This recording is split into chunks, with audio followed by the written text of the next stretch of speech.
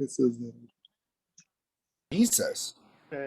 Jesus is the first thing you hear when this recorded. That's great. Well, no, it was like someone is recording your meeting. It like yelled at me. I know, it's new. It does that now, yeah. Well, anyway, welcome to the Quarantine Theater Company. Tonight we are doing a reading of the classic 90s flick, American Pie. Woo, woo. Jeremy, do you have a pie with you? Damn, we should have sent Jeremy a pie. Anyway, Jeremy is going to be our beloved Jim this evening. Woo! Doing the heavy lifting, and being a Finch, we've got a George. So heavy lifting, I mean scene description. I am all over the place tonight. My apologies. Eric is going to be joining us. He's going to be Kevin and a bunch of random people. We're all playing multiple roles per usual. Charlie's back with us. Giving it up for Charlie. He is going to be Vicky. Yay, Vicky. Been too long. We've got Travis with us, and he's going to be mostly Oz this evening. And then Kevin, dear Kevin, is going to be both Stifler and Heather. He's going to be the asshole and the angel. And the angels, yes. It's glorious. And then I will be Michelle and Nadia. And I feel like we're missing a girl. Oh, Jeremy will also be Stifler's mama. So anyway, without further ado, I will put the break in the messages and hold on. Anyway, take us away, George. All right, American Pie, written by Adam Hertz. Interior, Jim's bedroom, night. Pan across details in a bedroom. We see discarded shirts, pants, socks, and we hear, "Oh yeah, oh baby, you're so good." Yeah, I'm the best, baby. Now we see a TV, but the picture isn't clear, or more appropriately, the picture is scrambled. It phases in and out. Bars scroll across it, and we get occasional glimpses of what looks like. Oh, that was a tit. Tits! As most high school guys know, but few will admit, it is possible to watch the pay channels while they're scrambled. You just need a decent imagination to fill in the rest of the picture. We pull back to see Jim, 17, short, horny. Give it to me, yes. Oh yeah. Yeah, baby, I'll give it to you. Jim is physically involved with the scrambled babe. We tilt down to see a small multimedia presentation next to Jim on his bed. Cosmopolitan is open to a sexy model. A yearbook is open to the girls' swim team section. And a dictionary next to Jim open to the vagina listing, accompanied by a big vagina diagram. Don't you love my sexy body? I do, baby, I do. He frantically looks around and grabs a tube sock off the floor. You're so big. Yeah, that's right. Oh, tell me you're a nasty girl. Jim is thrown off. Yeah, you've been bad, real bad. Man, shut up. Suddenly there's a knock at the door, immediately after which Jim's mom enters. Jim scrambles and quickly covers himself and the dictionary with a pillow. She's oblivious to his doings. Hi, Jimmy. I just want to say sweet dreams. Yep, okay, Mom, night. Kiss goodnight. Jim is revolted. Very reluctantly, he gives her a kiss. She turns to leave and notices the TV. Is something wrong with the reception? Yeah, damn cable, there's this nature show that I'm trying to watch. Fuck me, yes! He hurriedly tries to change the channel with the remote, but instead the volume goes up. Blow you out of my tits! Jim panics as his mom reacts, shocked. Must be broken. The one and only Jim's dad enters. What the heck is this? Nothing! I think he was trying to watch one of the illegal channels. Jesus, Mom, they're not illegal. They're paid channels. How could a television channel be illegal? Get a clue. James, don't speak that way to your mother. Play with my hairy balls. Turn that garbage off. Give me that. Jim's dad grabs for the remote, which is sitting on the pillow that's been covering Jim. The pillow gets brushed aside, revealing the big vagina diagram, Jim with his shorts down, and a very strategically placed tube sock. Oh my God. Honey, why don't you let me handle this one? He ushers her out. Jim's dad is stuck there with his half-naked son. Horrible, awful embarrassment, a long, strained beat. Jesus Christ. A dictionary? Hell, son. I'll buy you some dirty magazines. Jim's dad exits, shaking his head. Jim sits agape, humiliated. Oh, spank me, Daddy, spank me. Exterior, East Great Falls Day. We see a Honda Accord drive by a sign at the city limits. Welcome to East Great Falls, Michigan. A great place to be. Exterior, front of school day. The front of the school. Kevin drives up in his Accord. He's a good-humored, good enough looking high school senior.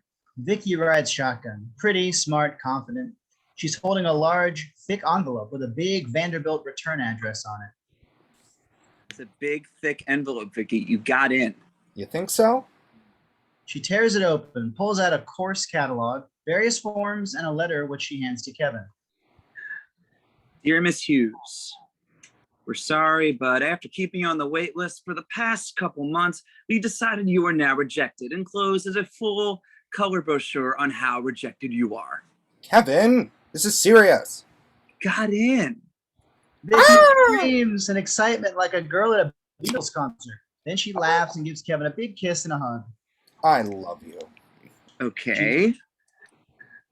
She hugs Kevin tighter as he looks a little frazzled, almost perfunctorily returning the hug. Exterior, East Great Falls High, courtyard morning. Jim has met up with Chris Ostreicher, Oz, a cocky senior with a football player build.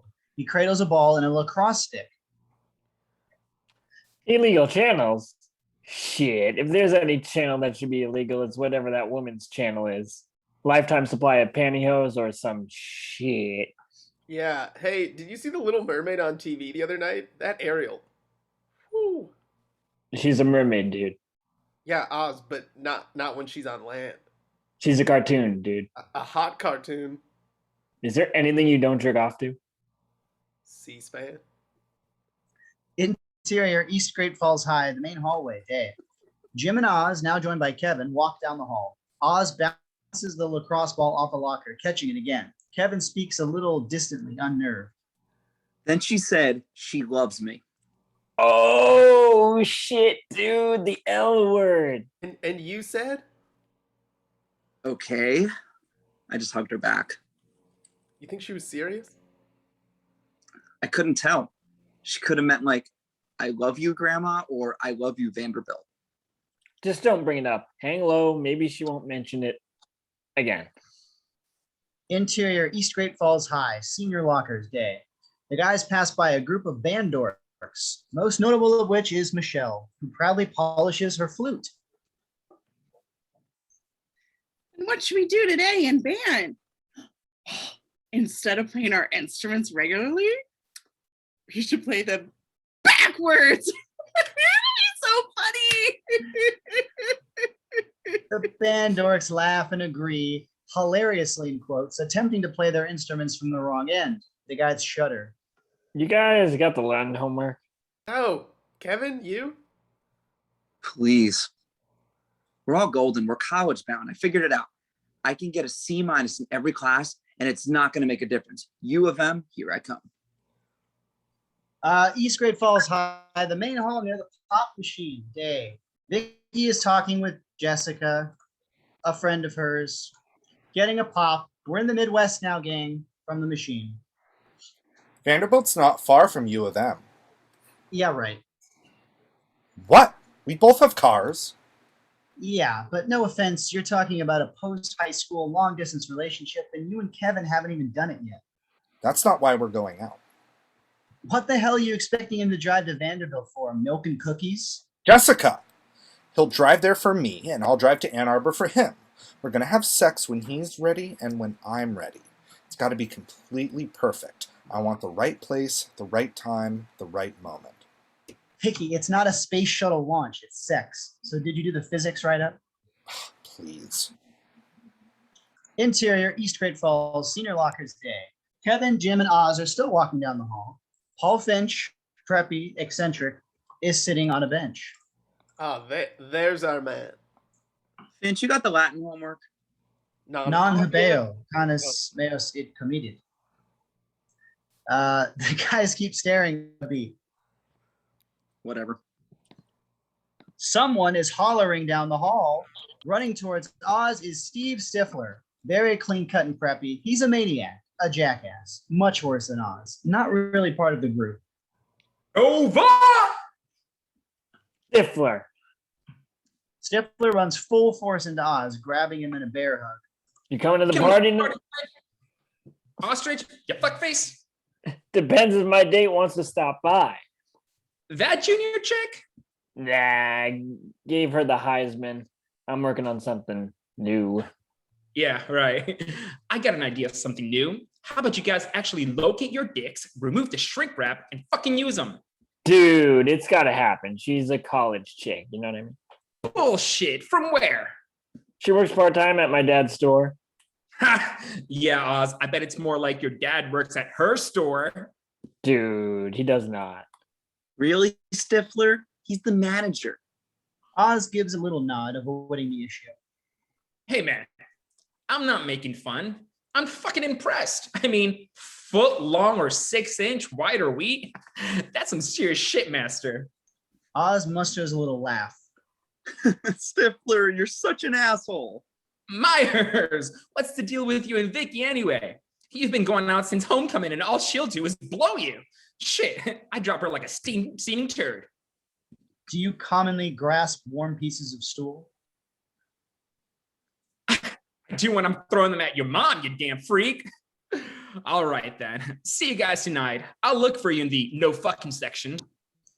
The guys all take this a little too seriously to have a comeback. Stifler just laughs obnoxiously as he walks off. Interior, Kevin's bedroom day. Kevin is on the phone. Hanging near his closet is a tuxedo. Intercut with Kevin's older brother, 25, on his cell phone, traveling down a California road. You called me to ask me how to get laid? What was I gonna do? Call Dad? I don't even know his number. Just dial 976, asshole.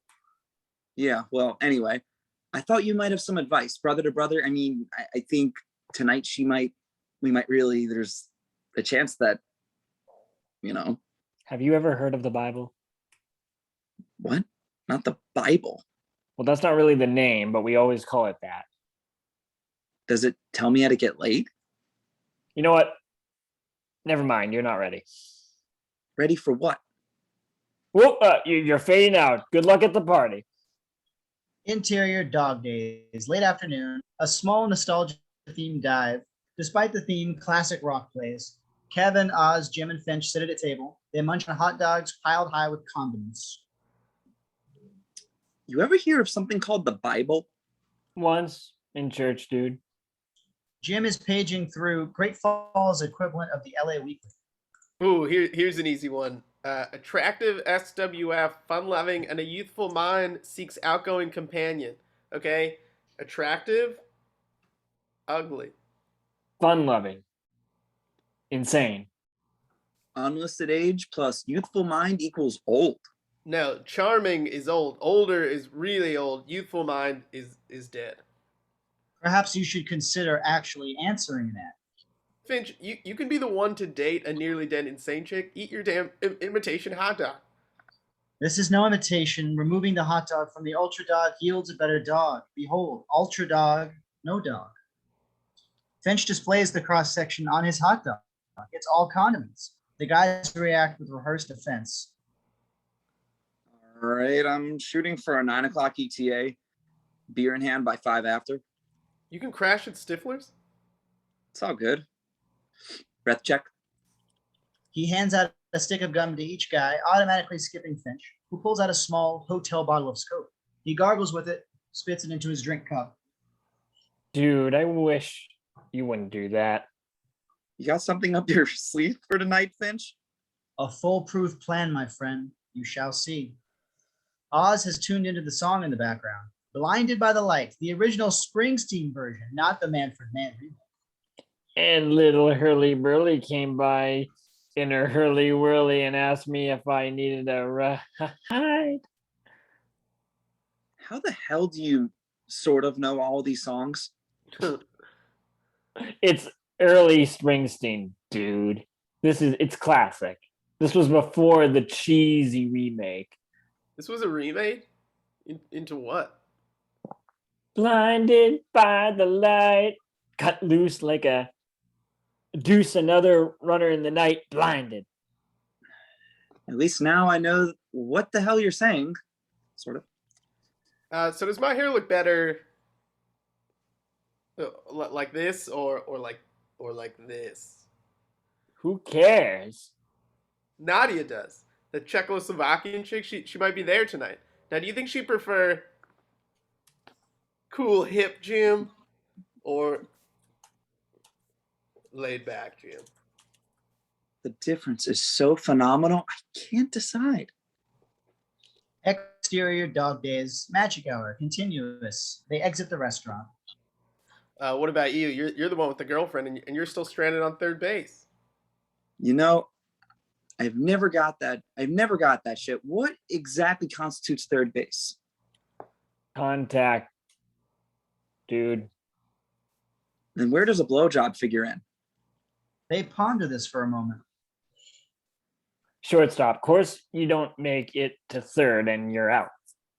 So So let's let's. Oh, sorry. say, no, it's okay. I had the same question. So let's say you get there. What's third base feel like? Oh man, it's kind of sad. Jim shrugs, embarrassed. Feels like a warm apple pie, dude. Apple pie. McDonald's are homemade.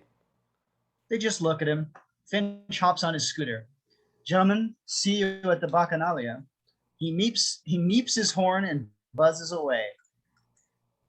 Interior Stifler's house, night. For a high school party, it's pretty good. The house is peppered with all types of high school students. Music blends with the din of excited conversation. Kevin and Jim are drinking beers. Around them, students mingle and flirt. Chuck Sherman comes up.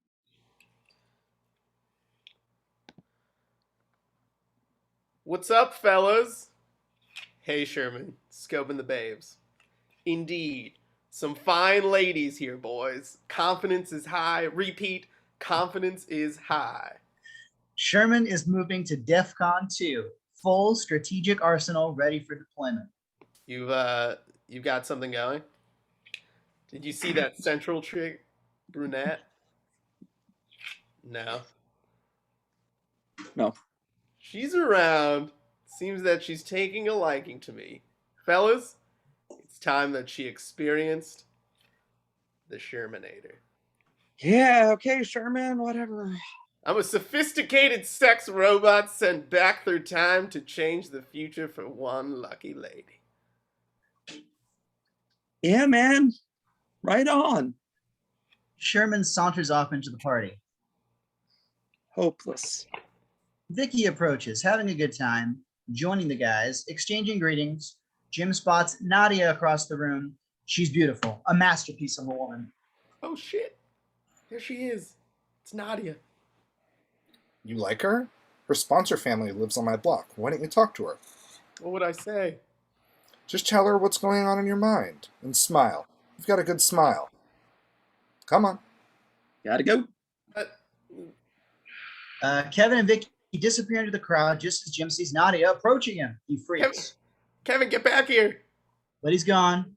And Nadia is now in front of him. With no other alternative, Jim readies himself, smiling big. You are in my English class, no? Jim smiles. Yes. I thought so. Jim's smile grows even bigger, almost stupid, a beat. So you are having fun? Jim nods, still smiling away, staring right through her head. I said, you are having fun? A little squeak escapes his throat. Jim is on mental vacation. Me too. A beat. Jim's expression is now plasticized, eyes vacant, a frozen, completely artificial smile. Nadia is confused. But I'm going to go get another beer. You want one? Jim strains to speak through his smile. No, you go ahead. Okay. She walks off. Jim sighs, completely relaxing, like a huge burden is now off of him. He wipes his brow, then realizing, Oh shit! No! Shit! he pounds his head with his fist. Exterior Stifler's house, front door, night. A group of band dorks is on the porch, including Michelle. Stifler stands in the doorway, staring at them in disbelief. We're here for the party? What party? There's no party. Music blares from inside. A drunken hand reaches through the door and ruffles Stifler's hair. Stifler party! The hand disappears back into the house. A beat. Try the house down the street. Stifler slams the door. The dorks wait a moment. Ring the bell again. Ringing the bell is dorky. Let's just go in. We hear a click of a deadbolt. Interior Stifler's house, master bedroom, night. Kevin and Vicky are on the bed making out. Oh, Kev. You think maybe it's time for us to take the next step in our relationship? Tonight? Yeah, it's such a perfect evening. Isn't this how you're always pictured it? Dude, my fart fucking stink. You reek like a fucking Yeti, dude. Go take a shit or something, man. Kevin and Vicky exchange a glance. Or not. Vicky pushes him onto his back. Just relax. Heyo, interior car, night. Oz is in the passenger seat making out with the aforementioned college chick. She's attractive and older looking from a high school perspective. They are parked near the river that flows through downtown Great Falls. Great evening, isn't it? Sure. There's something about the spring that's just cool, like the smell of fresh rain or something.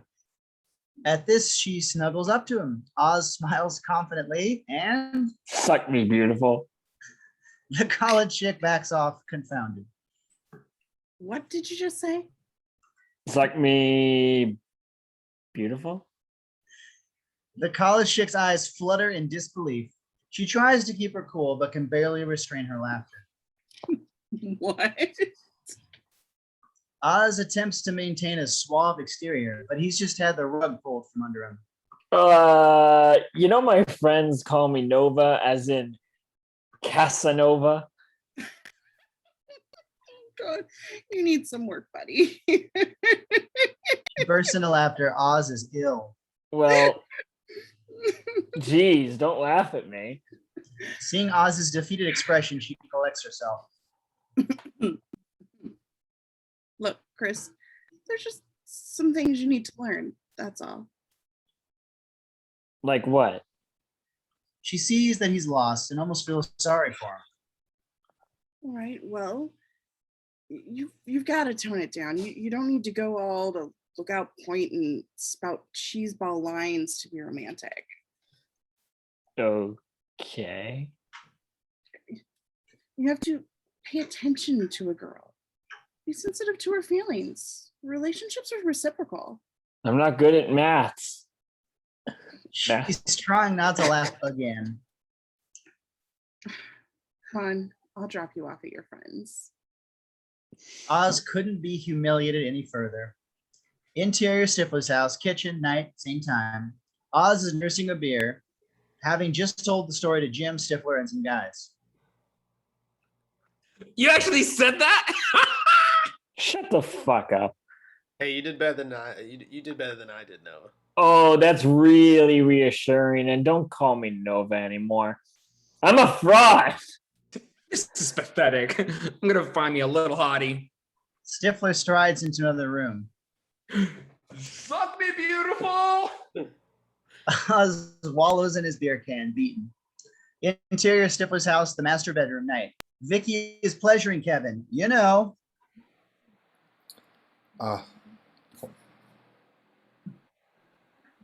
Let me know. Okay, don't stop. She resumes. A moment more, and then Kevin is about to lose it. Now. With awkward hurriedness, Vicky stops as Kevin frantically searches for a receptacle. He grabs a nearby cup of beer. Exterior Stifler's house, back porch by the keg, night. Insert a hand pumping up the keg. A fresh beer foams out into the cup. There we go. Interior Stifler's house, master bedroom night moments later. Vicky is buttoning up her shirt. Kevin tentatively sets down the beer and buttons his pants. Suddenly, the door bursts open. Stifler is standing there. A coat hanger sticks out of the doorknob. Suck me, beautiful. God damn it, Stifler. Checkout time. Please vacate the room. Stifler, you're such a jerk. She runs out, grabbing her clothes. Kevin runs after her. Vicky, wait. Stifler enters the bedroom laughing, pulling a sophomore chick behind him. He closes the door. God, I can't believe there are so many cool people at this party. Yep. You got a keg too? Wow. Oh wait, I left my beer downstairs. Stifler notices Kevin's beer sitting on the night table. He hands it to her. Here, babe. Thanks. She's about to take a sip. You're really beautiful. Thrown off, she sets the beer down. Really? Uh-huh.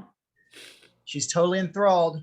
Nervous, she raises the beer again to take a sip. Then Stifler moves in, takes the beer from her and sets it down. Starts kissing her. She breaks it off. I don't know if I want to be doing this. Doing what? Stifler looks inconvenienced. He picks up the beer annoyed. You know, if we hook up, tomorrow I'll just be some girl you go telling all your friends about. No way. Avoiding her look, he raises the beer to take a sip. Steve, you could at least look at me when you say that. Stifler stops and sighs. The beer inches from his mouth. He lowers it and stares her in the eye. Look, Sarah, I wouldn't go telling stories or whatever about you. I promise. Smiling, he raises the beer. Interior Stifler's house kitchen continuing. Jim and some other guys are pounding shots of vodka. What the hell? I should be able to talk to chicks. I'm articulate. I got a 720 on my SAT verbal. Copious. Verisimilitude. A guy screams upstairs. Intransigence. I got a 720. A girl screams upstairs. The sophomore chick comes running through the kitchen screaming. An indeterminate stain is on her shirt. She bolts out the door and into the night. A moment passes. Regurgitation. Interior Stifler's house bathroom, night. Stifler is on his knees barfing in the toilet. Jim and a few other guys rush in. Oh, gross, dude. Jesus, what do you eat? Stifler just keeps hurling. Kevin enters holding the remains of the tainted beer. Oh, Stifler, how's the pale ale? Stifler barfs even more violently. Jessica and Vicky are refilling their beers at the keg. Nadia waits patiently beside them with an empty cup. He likes it. Of course he does. What about you? Have you just never had one with Kevin, or have you never had one, period? I think I've had one. Well, that's a no. No wonder you're not psyched about sex. You've never even had one manually? I've never tried it. Are you kidding? You've never double-clicked your mouse? Vicky shrugs. Hell, just a pair of tight pants will set me off. Am I right or what, Nadia? You're all right. The hands are not always necessary. See? In fact, I should teach you my own special method. I developed it myself at the Ballet Institute in Prague. You use nothing but the muscles in your inner thigh. Nadia walks off. No wonder she never pays attention in class. Vicky nods, traumatized. In Terry Stifler's house hallway later, Kevin and Jim are looking at a picture of Stifler's mom on the wall. Very attractive, late 30s. Shit. I can't believe a fine woman like this produced a guy like Stifler. Two freshman guys are walking by as Jim says this. Dude, that chick is a MILF.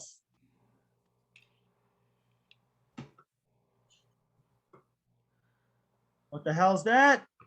MILF. Mom, I'd like to fuck. Suddenly, a bedroom door opens a couple inches, and Sherman pokes his head out. Don't you think you fellas could try a little tact? I've got company. Know what I mean? In the bedroom in the background, we see the central girl. Sherman closes the door, leaving the guys there, dumbstruck. Interior Stifler's house stairway night. Jim, Kevin are coming downstairs. Damn it. If Sherman has sex before I do, I'm going to be really fucking pissed. They turn the corner into the kitchen. Interior Stifler's house kitchen continuing. Man, this blowjob thing is bullshit. I just want to get laid already. He stops. Vicky is there with Jessica, staring at him. Vicky quietly grabs her purse, hurt. Other students watch silently. Kevin doesn't know what to say. Jessica, can you drive me home? Sure. The guys watch as the girls head for the door. Vicky, wait. Not for you. The girls exit. Nobody says anything. Kevin is in shock. Yeti! I am the Yeti! Interior Stifler's house day. The next morning. The party is long over. Plastic beer cups and various bottles litter the house, but it's not trashed. Jim is wandering around in a daze, holding his head. He stumbles over a body. It's Kevin. Ow, what the hell? Sorry, I thought you were dead. They walk over to the other side of the room. Finch is sitting on the couch. Good morning, gentlemen. Finch, where were you last night? What happened to the foolproof plan? I thought a fashionably late entrance would enhance my appearance. But when I got here, the bacchanalia was over and the nymphs had left. Oz wanders in, still sullen. He takes his seat, sulking. Feeling better, Oz? I'm such a loser. That's the spirit. We hear footsteps coming down the stairs. It's the central girl. She wears a central sweatshirt. Sherman follows behind her. The guys watch in disbelief as Sherman and the girl speak hushed, intimately. I'll never forget. Thank you. The central girl smiles, notices the other guys watching, just gives Sherman a kiss on the cheek. Bye. She exits. The guys are dumbfounded. Jaws hang. Sherman looks triumphant, strides over to the guys. You did it? Fellas, say goodbye to Chuck Sherman the boy. I am now a man. The guys are shocked and amazed. I highly recommend you join the club. I don't get it. How the hell did you do that? It was just my time, fellas. It was just my time. Best of luck to you, boys. Sherman exits. Silence. The guys look like they just lost the World Series on errors. They slowly take their seats, ruined. I put in months of quality time with Vicky. Sherman meets a chick for one night and scores. This is just wrong. No shit. I'm never gonna get laid. How the hell am I gonna become this Mr. Sensitive man? Jesus, we're all gonna go to college as virgins. They probably got special dorms for people like us. A long beat as they give this serious consideration. Then Kevin strides purposefully to the front of the group. All right, I got an idea. But it stays between us. Agreed? They do. Okay, it's really simple. We make an agreement. No, wait, more than an agreement.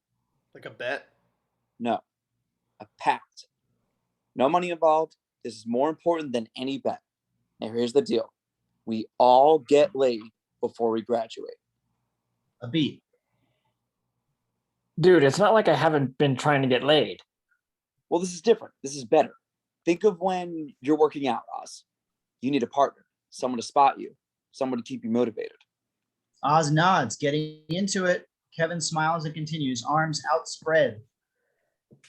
That's where we are. We keep each other on track. Prior to this day, we're postured. We've procrastinated. We've pretended. I can't think of other P words, but we've probably done them too. Pontificated. Separately, we are flawed and vulnerable.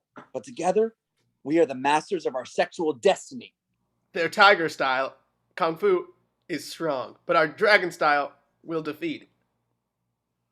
The Shanglin masters from East and West must unite. Guys, you're ruining my fucking moment here. Now, think about it. Kevin jumps up on a chair.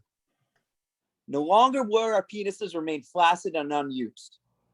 From now on, we fight for every man out there who isn't getting laid when we shouldn't be. This is our day. This is our time. And by God, we're not going to let history condemn us to celibacy. We will make a stand. We will succeed. We will get laid. Kevin jumps down off the chair and puts his hand out in front of him. One by one, the guys pile their hands on top. In between them, it's a pact. They break with a cheer. Woohoo! Woo! What the hell are you losers doing? They all stop. Stifler has a toothbrush hanging from his mouth, a goatee of dried toothpaste. If I might ask, when you brush your teeth, do you spit or swallow? Stifler tries to give a retort to Finch, but turns green and heads back upstairs. Interior dog days day. The guys are finishing up breakfast, hot dogs and eggs. Now, sex. It's got to be valid, consensual sex. No funny stuff and no prostitutes. If you were thinking about that, Finch. Finch gives a wistful, who, me? So I'm thinking prom is basically our last big chance. Dude, prom sucks. I know, but think about it. At the parties that night, chicks are gonna want to do it. Yeah, it's like tradition or something. Right. That gives us Exactly 3 weeks to the day. They take this in with some trepidation. all right then. It's official. Any questions? There are none. Kevin raises his Pepsi. To the next step. The guys raise their drinks. To the next. Next step. Next step. They toast. And from this, we go into our strategizing for sex montage. Interior Kevin's bedroom day. Jim sits in the room as Kevin goes through the yellow pages, finds a floral delivery listing. Kevin dials. Interior East Great Falls High, senior lockers day. Kevin, Jim, and Oz are pooling a few dollars together, which Kevin takes. They part ways. Interior Jim's bedroom, night. Oz is watching the Lifetime channel as Jim looks on in confusion. A Martha Stewart type thing where they paint pottery with little sponges. Oz looks dubious. Interior East Great Falls High cafeteria, day. Finch is unpacking his lunch. He carefully unfolds a napkin to reveal a sandwich, crust removed. Other than that, he's doing absolutely nothing. Interior Jim's bedroom, day. Jim is fiddling with a small golf ball-like camera attached to his computer. The computer screen reads, E-date, we make love happen. As Jim fiddles with the camera, a window on the screen shows his real-life image. He clicks an on-screen button labeled Freeze Image. The image freezes, showing Jim with an awkward grimace. The screen reads, Image sent. Interior East Great Falls High, library day. Kevin holds a copy of the Holy Bible. We see he's in the religion section, surrounded by piles of different Bibles. No luck. Interior East Great Falls High cafeteria day. Finch pulls out a small mustard packet. He neatly snips the end with scissors, then rolls the packet like a tube of toothpaste, economically dispensing every last bit of mustard. Interior Jim's bedroom, night. Jim is on his computer. The screen reads, you have 0 replies. Jim is nonplussed. Interior East Great Falls High senior lockers day. Kevin, Oz, and Jim are closely gathered around Kevin's locker, holding their backpacks. Kevin holds a big shopping bag, which he turns over, and a box of condoms falls out. He hands it over to Jim, and we see that the guys' packs are full of various condom boxes. Interior Jim's bedroom day. Jim has unrolled a bunch of condoms and is curiously examining them, and the montage comes to an abrupt end with a knocking.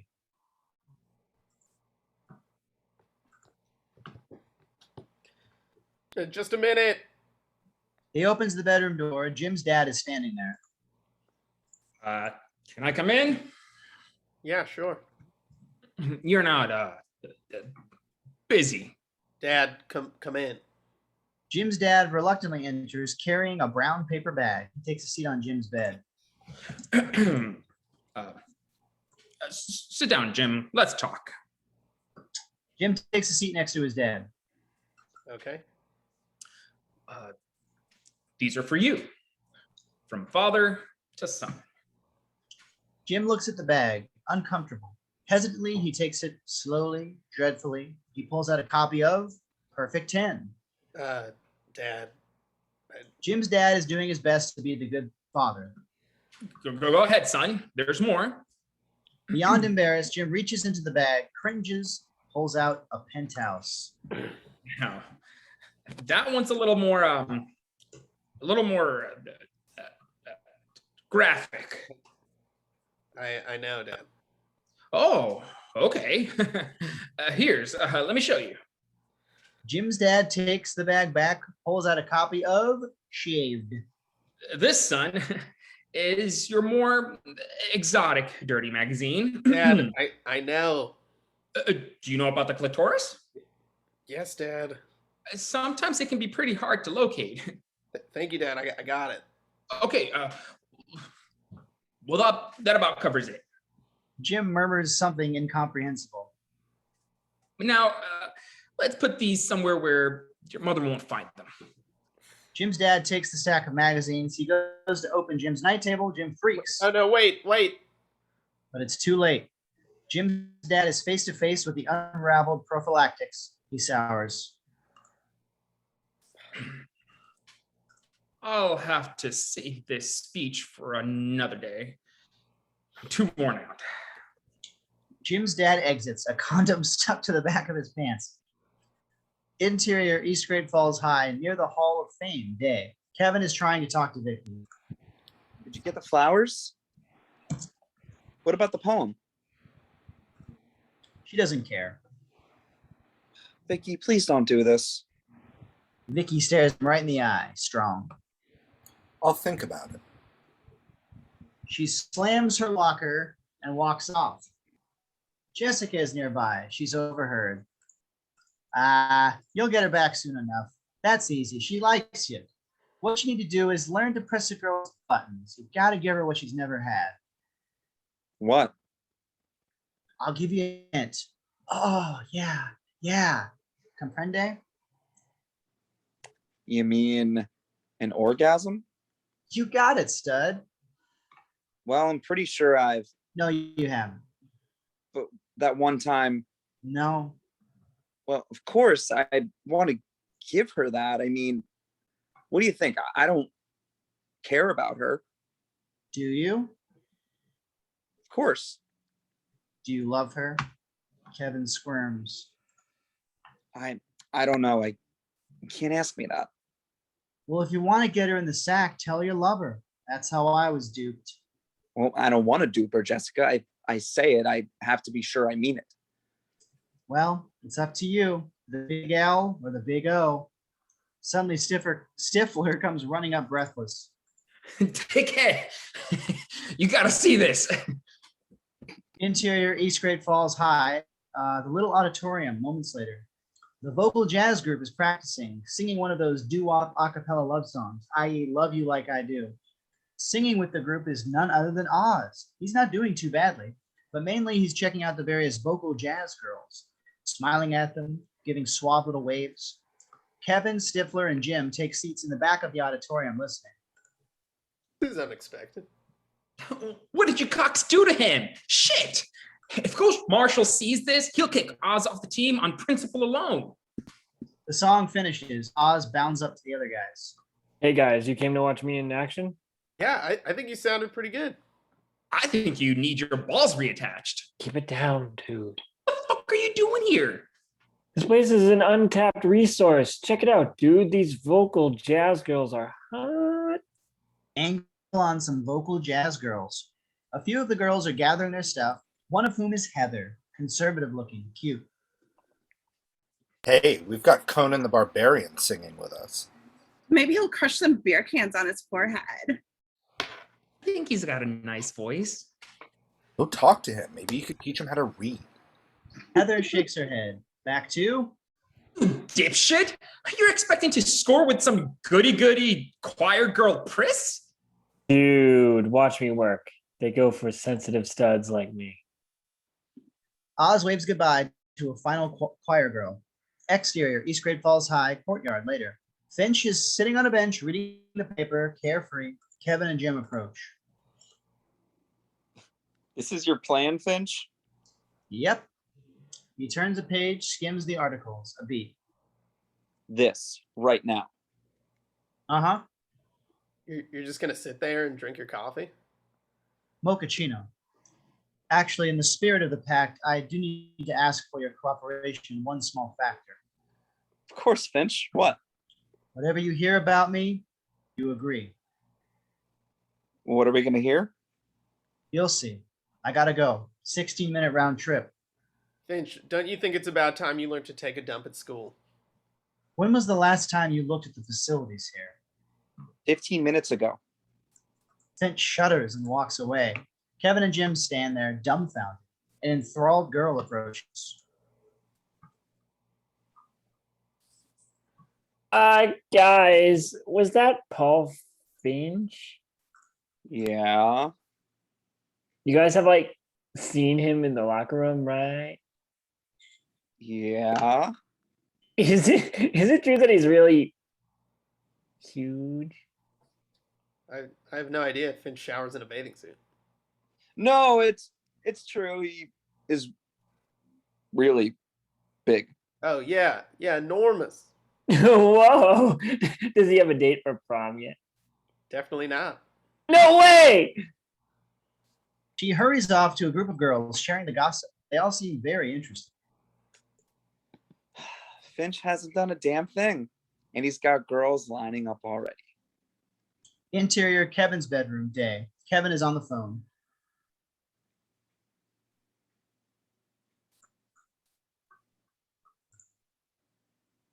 Bro, Sorry, bro. Say that again, Kevin, bro.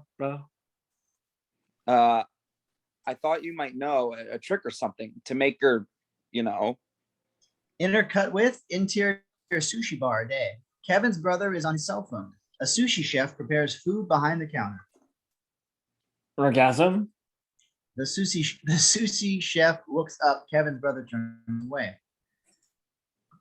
Yeah. What's good here? Try the spicy tuna hand roll. What?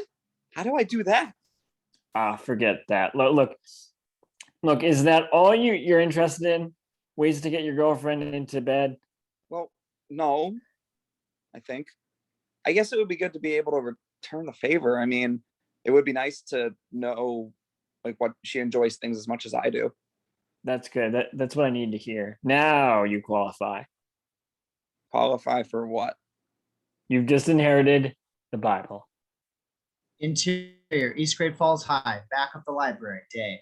Kevin is walking through the religion section. He carefully looks about, making sure nobody's watching. It originally started as a sex manual. This book that some guys brought back from Amsterdam in the early 80s. What to do with your tongue, things like that. And each year it got passed on to one East student who was worthy of it. Kevin kneels down on the floor near a section of various Bibles on the bottom shelf. After a couple of years, guys started adding their own techniques, things they figured out themselves. Kevin slides out the section of Bibles from the bottom shelf, pulls out a pocket knife, flips up the bottom of the shelf, slides it out. You have to keep it a secret and return it at the end of the year. So now you know. Good luck. There, a bit dusty, is an old book. Many extra pages of notebook paper have been tucked into it, nearly breaking the binding. The original title is now obscured. Over it, someone has written the Bible. Remember when Indiana Jones found that gold statue? It's like that right now. Kevin carefully pulls it out, reverently flips through it, full of details, explicit diagrams, anecdotes. And atop each handwritten page is a year, indicating the date it was added. Kevin reaches the last page. It's blank. He lightly runs his hand down the empty page. Interior Jim's house, kitchen, day. Jim enters his house, his backpack off of his shoulder. Mom, I'm home. No response. Jim walks into the kitchen, noticing a fresh baked pie on the counter. Next to it is a note. Jimmy, apple, your favorite. I'll be home late. Enjoy. Love, Mom. Jim sniffs the pie, taking in the aroma, then stops, as a quizzical look spreads across his face. After a moment of thought, he slides a finger into the pie, moves it around a bit, studying the consistency. Then Jim becomes more curious. We can see the gears in his head start to turn. He looks down at the pie like it's, well, not a pie. Exterior Jim's house day. Jim's dad gets out of his car carrying his briefcase. Interior Jim's house continuing. Jim's dad comes in the door and stops dead in his tracks. His face drops, appalled. It's not what it's not what it looks like. Cut to interior Jim's house, kitchen, day. Jim and his dad sit in silence, opposite each other at the table. Jim stares into his lap, humiliated. Jim's dad is crushed. You've never seen such disappointment, but he's trying to keep his chin up for Jim's sake. In the middle of the table is the pie. It's decimated, mushed up, ruined, violated. I guess we'll just tell your mother that we ate it all. Interior, Kevin's bedroom, night. Late, Kevin sits on his bed, reading a book, Bible. If all students studied the way Kevin's studying this book, we'd have a nation of geniuses. He's scrutinizing it, turning it sideways and upside down as if trying to decipher cave paintings. Interior, East Great Falls High, little auditorium day. The vocal jazz group is doing a song. Oz is singing along, really making it look like he's into it. He closes his eyes, singing with even more enthusiasm. As the song ends, Oz continues just a moment more with his shtick, a little heartfelt vocal scat to tag the number. The thing is, it actually sounds really good. Oz opens his eyes to see the whole group, especially the girls, looking at him, somewhat odd. The choir teacher is a smartly dressed black woman. What the hell was that?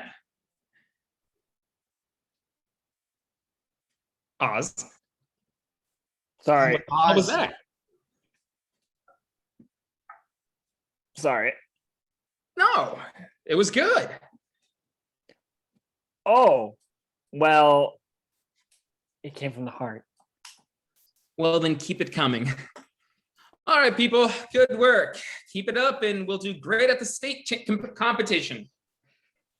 Rehearsal wraps up and Heather comes up to Oz. Not bad, Chris. Really? Hey, thanks. Heather, right? Yeah. So you got this sort of Bobby McFerrin thing going on there? Yeah, right. I feel like I've discovered this whole new side of me. Music is so expressive. Okay. I mean, I agree, but aren't you supposed to be out like trying to decapitate someone with your lacrosse stick or something? Oz, quote unquote, gets serious at this. Oh, sure. I know what people think. It's like Oz. He just plays this kick-ass lacrosse. He's just this kick-ass lacrosse player. I also play football, by the way, but that's like not all that I am. Of course, I didn't. I mean, it really bothers me when people try to pigeonhole me like that. You? You think I don't get that? God, it's like just because I don't get drunk and barf every weekend, people say, oh, here's this goody two-shoe choir girl, Chris. Of course, this is what Stifler said about it. And for a moment, this catches Oz off guard. Yeah, so like, what else do you do? Well, those same things you do, hang out with friends and stuff, you know, whatever. What do you think I do?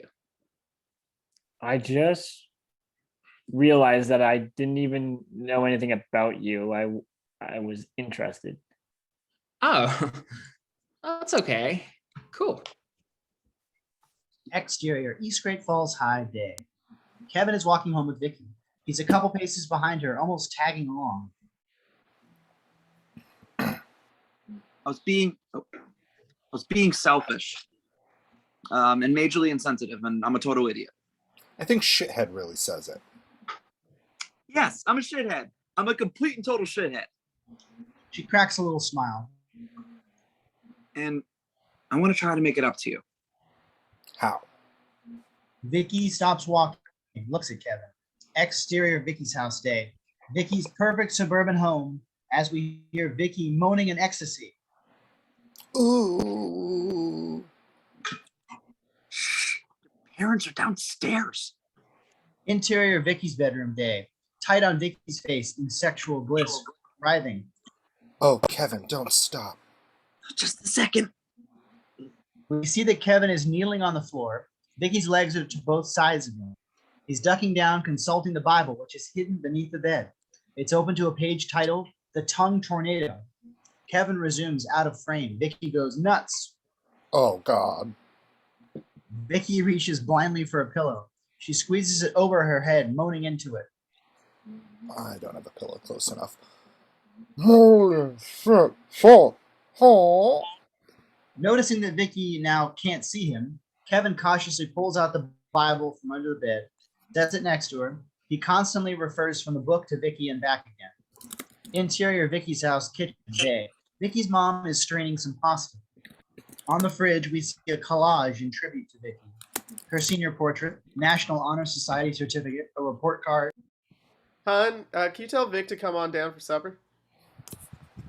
Vicky's dad is at the table reading the paper. He gets up with a grunt. Interior Vicky's bedroom day. Vicky can barely control herself. She screams into the pillow. Vicky, shh, you know there's no lock on your door. Interior Vicky's house, stairwell day. Vicky's dad is trudging up the stairs. Interior Vicky's bedroom day. Vicky wrestles with her own ecstasy. Groans. Kevin keeps referencing the Bible. Whatever he's doing, it's working. Interior Vicky's house, hallway day. Vicky's dad approaches the bedroom door. Interior Vicky's bedroom day. Vicky is about to explode. She pulls the pillow off her face, gasping. Interior Vicky's house, hallway. Vicky's dad reaches for the doorknob. I'm coming. Vicky's dad shrugs, turns around, and heads back downstairs. Interior Jim's house, hallway, night. Jim's door opens. He winces. Reverse to see Jim's dad looking at the family portrait of Jim's family in the hallway outside Jim's room, his back turned to Jim's door. Hey, Dad, did you knock? Jim's dad continues to study the picture, a beat. Then he turns around like he just realized the door was open. Oh, Jim. I'm looking at the old family portrait here. Yep. It's a good one. Jim can only shrug in response. He goes into the hall and looks at the portrait, a beat. Son, I wanted to talk to you about what I think you were trying to do the other day. Jim's face drops, seeing his death unfold. Now, you may have tried it in the shower, or maybe in bed at night, and not even know what you were doing. Or perhaps you've heard your friends talking about it in the locker room. Jim's eyes dart about, looking for a place to hide. Dad, please stop. Just please, I'm sure I know what you're talking about. Sure, you know, son, but I think you've been having a little problem with it. It's okay, though. What you're doing is perfectly normal. It's like practice. Like when you play tennis against a wall. Someday, there'll be a partner returning the ball. You do want a partner, don't you, son? Yes. That's great. Now remember, it's okay to play with yourself. Or, as I always called it, stroke the salami. Jim. There's nothing to be ashamed of. Hell, I'm 52 and I still enjoy masturbating. Uncle Mort masturbates. We all masturbate. Nauseated and entirely disoriented, Jim tries to stumble back into his room. He smacks the door frame, keeps going, slamming the door behind him, a beat. Poor guy. Thought it was the only one. Exterior football field day. The football field also doubles as the lacrosse field. East Great Falls is battling Central. It's a rough game, muddy, brutal. We see Oz grunting and groaning, playing very tough. On the sidelines, we see Heather has shown up. She's watching the game and is impressed as she watches Oz's agility and domination. Oz runs up the field, cradling the ball in his stick. A couple Central players try to check him. Heather cringes with each impact and is then excited to see Oz dodge his opponents. Finally, Oz scores with a triumphant yell. Heather cheers with the crowd as the EGF players congratulate each other. Exterior football field day. After the game, Oz sees Heather waiting for him on the sidelines. He's about to run over when Coach Marshall snags him. Good work, Striker. Striker. Damn it, Oz. I'm busy footballing. Thanks, coach. What? Well, anyway, you're a killer, Ozzy. Thanks, coach. Follow with Oz as he trots over to Heather, covered in mud. Hey, what are you doing here? Just enjoying my exhilarating first lacrosse experience. You like? Kicked butt. A clod of mud falls from Oz's uniform onto Heather's skirt. Oops, excuse me. Oz wipes the mud from his hands. A beat. Heather has something to say that's not quite coming out. Chris, You can call me Oz. do I have to? You can call me Oz Striker. What's your middle name? Forget it. Come on, I won't tell. Neither will I. Okay. So I had this thought, and this may seem like it's out of left field, and I don't know if you can, but since I'm not going with anyone, Before she can finish, Stifler runs up, sweaty and excited. ha! Central sucks. Choir chick, what the hell are you doing here? Well, I was asking Chris to prom. So, do you want to go? Oz is surprised at her directness, impressed. Yeah. Well, just don't expect Oz to pay for the limo. Stifler, fuck. Man, you don't have to be so insensitive. A beat. What?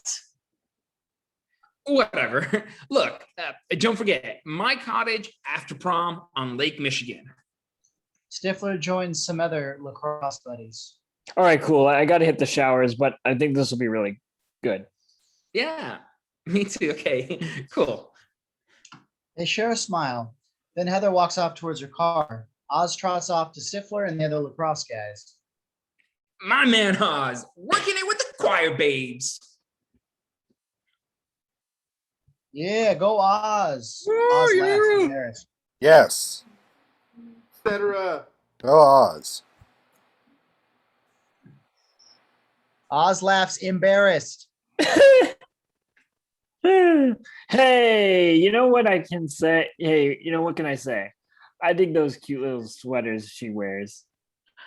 I'll bet you do, you little horn dog. She's giving you fucking stiffies, right? Stifler goes into what can only be described as the spank me and fuck me like a whore dance. Yes, sing for me, yes. The other guys laugh. Oz joins in, laughing in spite of himself. They all high five. And from the other side of the field, we see Heather peering over at them, hardly believing it as Oz joins in the laughter. Interior East Great Falls High classroom day. English class. The teacher is wrapping up a lecture. So, once Hal becomes king, he has to take on the responsibilities of leadership and turn his back on his old drunken friend Falstaff. You see, Hal was going through a rite of passage, which, like you all are now, make the most of the time you've got left together. You're going to miss it later. Jim, Kevin, and Oz sit in the back of the classroom in one corner. So does your tongue cramp up? Nah, you get kind of dizzy though. Wow, that's amazing. She's probably going to want to do it soon. Kevin shrugs as the bell rings. Sherman passes by. Still questing after the Holy Grail, eh, guys? He chuckles and exits. The guys stand up, exiting the classroom. Hey, where's Finch? Went home to shit. I don't get it. How does a guy like that get this sudden reputation? What reputation? Observe. He taps a passing random cute girl on the shoulder. Excuse me, do you know who Paul Finch is? Oh my God, of course. Have you seen his tattoo? Yes. Is it cool? Oh my God, I've heard it's like an eagle, like blazing in the fire and stuff. Actually, it's an eagle and this big python. Really? Yeah, see, it's on his stomach here, and the eagle is actually grasping the python in its talons, so the snake is like his. That's good, Jim. Oh, wow, no way. That guy is so cool. She hurries off to tell her friends. The guys exit the classroom. Interior, East Great Falls High, the senior high locker. Continuing. Okay, explain. I can't. I have no idea how he's doing it. And that leaves you trailing, Jim. You got to get your act together. Yeah, I know. I'm working on it. Jim turns around to find Nadia is standing right in front of him. Jim says nothing, stuck, staring. Oz elbows him. Jim gives a startled grunt. You are very good in the world history class, yes?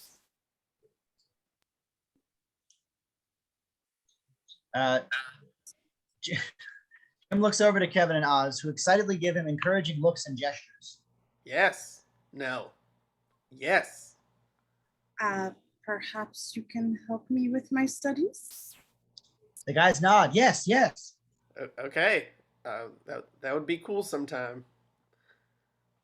How about tomorrow? Well, I do have ballet practice. Perhaps I can come by your house afterwards. I can change clothes at your place. I suppose that would be okay. Nadia walks off. Jim collapses into Oz's and Kevin's arms like a marathon runner at the end of a race. They pat him heartily and congratulations. Exterior, East Great Falls, side of the school day. After school, Oz is there as Heather pulls up in a new Saab. Nice car. I'm glad you think so. You don't like it? No, I like the car. By the way, though, about prom, that was like a bad idea. Sorry I invited you. She hastily walks towards the school. What? Oh, please. I asked you because I thought you might actually be worth going with, but you're just a jock. No, wait, you're a jerk. What? No, I'm not. I saw you making fun of me with your lacrosse buddies. I wasn't making fun of you. Give me a break. You're so full of it. She hurries up more, breaking off from Oz, and enters the school. After a moment, he slowly heads in. Interior, East Great Falls High, little auditorium later. Oz and Heather are singing with the group at opposite ends of the room. It's a pop contemporary arrangement of how sweet it is. It sounds jazzy, cool. Oz looks dazed, like the wind's taken out of him. He sings along distant. Heather, almost defiantly, sings clearer and better than ever. Oz watches her, though she never looks his way. At the bride of the song, Heather breaks into a solo. She sings beautifully. Oz is hooked. The choir teacher halts the song. Okay, Heather, that was good, but I want to thicken up that solo. Michigan State is this Saturday, and I want that part to smoke. I know my timing's off a little, but I think it'll work better as a duet with a tenor part.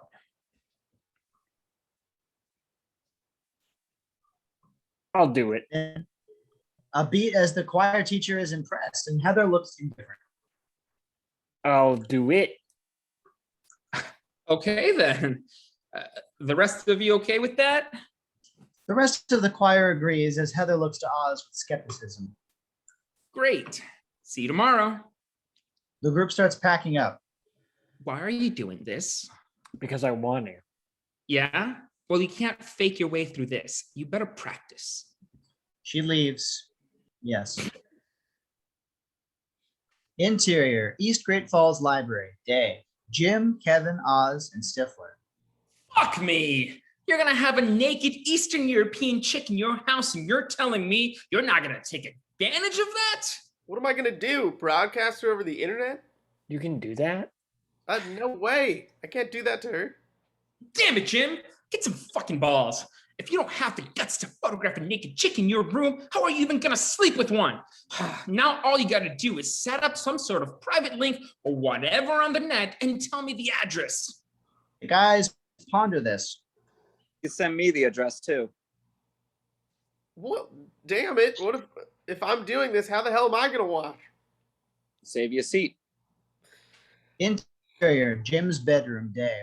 Jim is setting the computer camera on top of the monitor. Computer bings. You have established an internet connection. Jim sits, types a quick email. It reads, "Oh yeah, enjoy." Jim scrolls through his list of email addresses, highlights a listing, clicks send. Should have been more careful, Jim. Interior, Kevin's bedroom, day. Kevin and Finch sit in front of a computer. Kevin is unloading beer and chips from a grocery bag. We see an image of Jim's bedroom on the computer screen. It's a little strobed, but easily watchable. Suddenly, Jim's face pops into frame. He's adjusting the camera.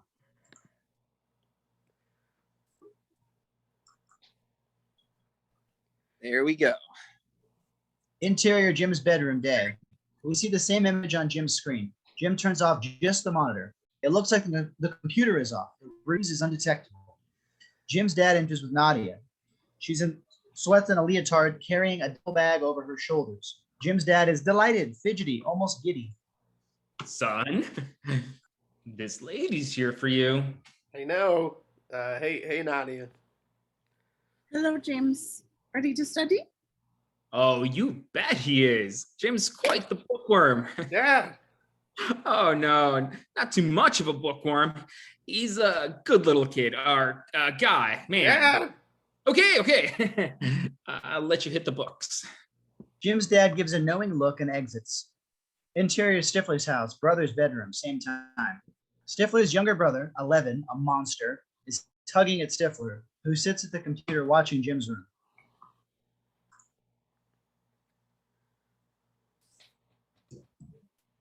Steve, it's my computer and I want to use it.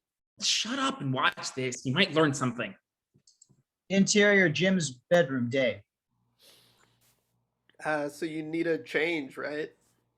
Do you mind? The fabric is so uncomfortable. She sets her duffel on Jim's bed. No, go right ahead and get dressed. I'll just be downstairs studying up. Get me when you're ready. Jim exits, closing the door behind him. Interior Kevin's bedroom, day, same time.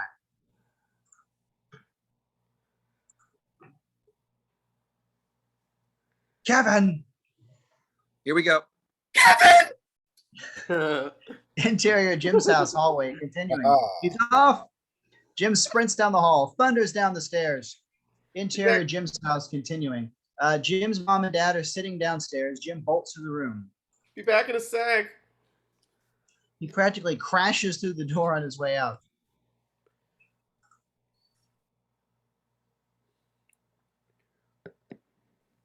This is Jim. Jim, honey, where are you going? Jim, honey, where are you going? Sorry. She turns and looks at her husband. Both are perplexed. Exterior street continuing. Jim runs like hell. Interior Jim's bedroom, same time. Nadia unzips her duffel, pulling some clothes out. Exterior Kevin's house continuing. Jim trucks across the lawn to the door. Interior Kevin's bedroom, day. Kevin and Finch are watching the computer screen. Want a beer? Finch simply waves off the question. He's glued to the screen. Jim bursts into the room breathless. Did I miss anything? Just in time. Jim grabs a seat by the computer. All three guys watch. Transfixed. Nadia is slipping out of her leotard. Whoa. Nadia's leotard is off. Bra and panties, outstanding body. Intercut between Jim's bedroom and the guys around the computer screen in Kevin's bedroom. Nadia pauses, looks in Jim's full-length mirror, admiring her body. Oh man, this is incredible. And yes, Nadia peels off her sports bra. Supple breasts. The guys are awestruck. Oh, I can't believe Oz had to work. Interior, East Great Falls High, Little Auditorium Day. Oz sits alone in the empty vocal jazz rehearsal area. He sighs, leaping through some sheet music. It's as quiet and boring as can be. Interior Stifler's house, brother's bedroom, same time. Stifler and his brother are awestruck. This is like the coolest thing I've ever seen. Interior Kevin's bedroom, day continuing. Oh, thank you, Lord, for this wonderful day. Nadia still primps in the mirror. Then she looks around. Very carefully, she pokes through the stuff on Jim's night table. Hey, you can't touch my stuff. Nadia opens the night table, stops. Jim flushes. Nadia delicately reaches into the night table as Jim crumbles. Oh, no. No. She pulls out the stack of porno magazines. Nice collection there, Jim. Nadia takes a Penthouse, starts thumbing through it. She sits on Jim's bed, lingering on some pages, getting aroused. Dear God, she's Welcome to not every man's fantasy. Nadia's hand wanders into her panties. Gentlemen, I'd like to make an announcement. There is a gorgeous woman masturbating on my bed. The guys watch completely blown away. Nadia's lost herself. You know, Jim, you could go back there and Seduce her. But what would I do? anything. Just tell her it looks like she needs an extra hand or something. That's stupid. No, you're stupid. Get going right now. She's primed. Oh shit! Get out of here. He bolts across the room. Exterior Kevin's house, day. Jim sprints across the lawn. Exterior street, day, continuing.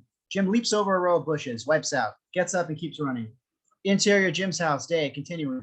Jim crashes into the house and runs past his bewildered parents. Hey mom, hey dad. He rushes up the stairs. Jim's dad looks hopeful. Interior Jim's house, hallway, continuing. Jim stops outside his door, catching his breath. He can hear faint moaning from inside. He's hesitating. Oh boy. Oh god. Crap. Oh, no. Interior Kevin's bedroom, day, same time. Come on, Jim, where are you? The phone rings. Kevin answers. Hello? Hey, Sherman. What? How did you know? Interior Sherman's house, continuing. Sherman sits in front of a computer. Jim must have addressed that email wrong. It went out to every mailbox in the East High Directory. God, how juvenile. Interior Computer Nerd's bedroom, day, same time. A computer nerd, 14, is at his computer, watching Nadia Vision. Mouth open, braces shining. Interior basement, day, same time. A group of stoners, aka Blink 182, log onto the page. A little monkey hops around a cage. Whoa. Kind. Interior Jim's house, hallway, continuing. Jim still waits outside his bedroom door, takes a deep breath, looks upwards to the sky. Oh God, please God, let this be it. Interior Kevin's bedroom, day. Going in. Interior another bedroom, day. We see a bedroom full of guys. There's There's some something button going in right there. This is Fallout Boy. Interior basement, day, same time. Hey, that guy's in my trig class. Interior Jim's bedroom, day. Jim stands there bewildered. Nadia hasn't noticed him. Eyes closed, still pleasuring herself. Jim stands there watching, faltering, gathers his courage. Finally, he rolls his eyes and says, Looks like you could use an extra hand. Nadia's eyes flash. James, you have come in here on purpose? Well, I Shame on you. yeah, I'm sorry. Well, you have seen me. Now it's my turn to see you. Strip. Strip? Yes. Slowly. Jim sneaks a nervous glance over to the quick cam. You mean like strip?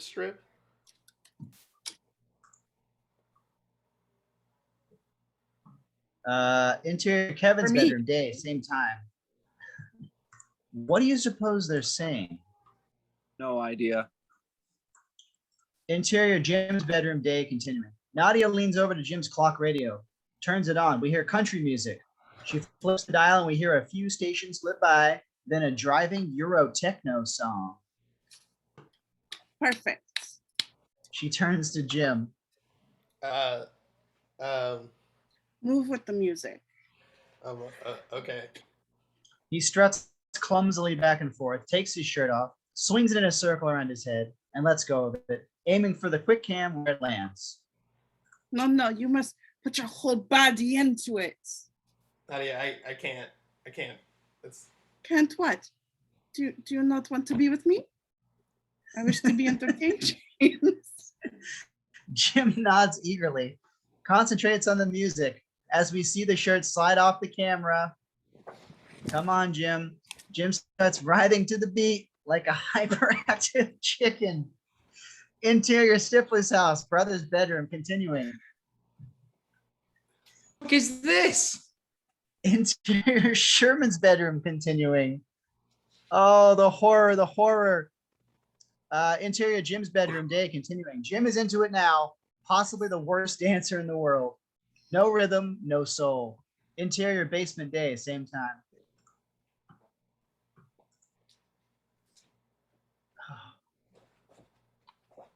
God, what a buzzkill. Girls' bedroom, same time. A group of girls watches an amusement. Work it, baby. They laugh and dance mockingly along with Jim. Back in Jim's bedroom, Jim tugs off his pants, dancing and tripping on them. More sexy, Jim. More sexy. Jim is clearly excited by Nadia's prodding. He does some pathetically ridiculous move with his pants, sliding them around his chest and neck. Interior girls' bedroom continuing. A group of girls is watching. Well, he's no Paul Finch. Damn right. Interior Kevin's bedroom day, same time. Kevin and Finch are now completely sickened. This is truly revolting. Interior Jim's bedroom day continuing. Jim is straddled over a chair, grinding against the chair back in his boxers and shorts. More, you bad boy, more. Jim starts spanking his ass as he gyrates. Interior, another bedroom day, same time. The guys are all trying not to watch, yet still drawn to the computer. Oh, God. Jim's computer day continuing. Now, James, come to me. Oh yeah. Jim dances over to her. She pulls him onto the bed, kisses his neck, takes his hand, places it on her thigh. Be gentle. Jim gulps. Interior Kevin's bedroom day. Holy shit. Interior Stifler's house, brother's bedroom day, same time. It's just got a hell of a lot better. Interior Jim's bedroom day. Jim's hand wanders up Nadia's leg. She does the same to him, blows in his ear. Her hand is about to enter his shorts, and Jim is done. Bang, that's it. He looks down at himself in terror.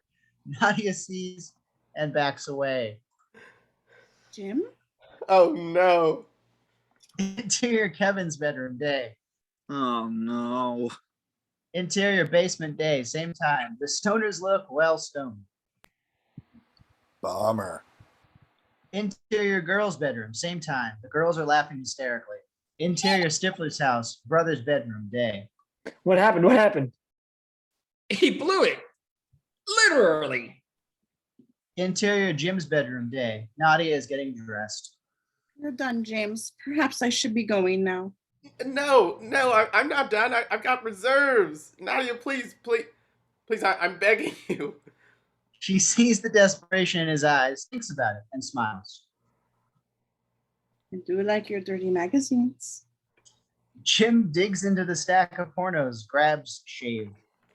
This is, do you see this? This is your more exotic dirty magazine. Yes, James. It is knowing that these beautiful women arouse you that arouses me. Oh, yes. Very arousing women.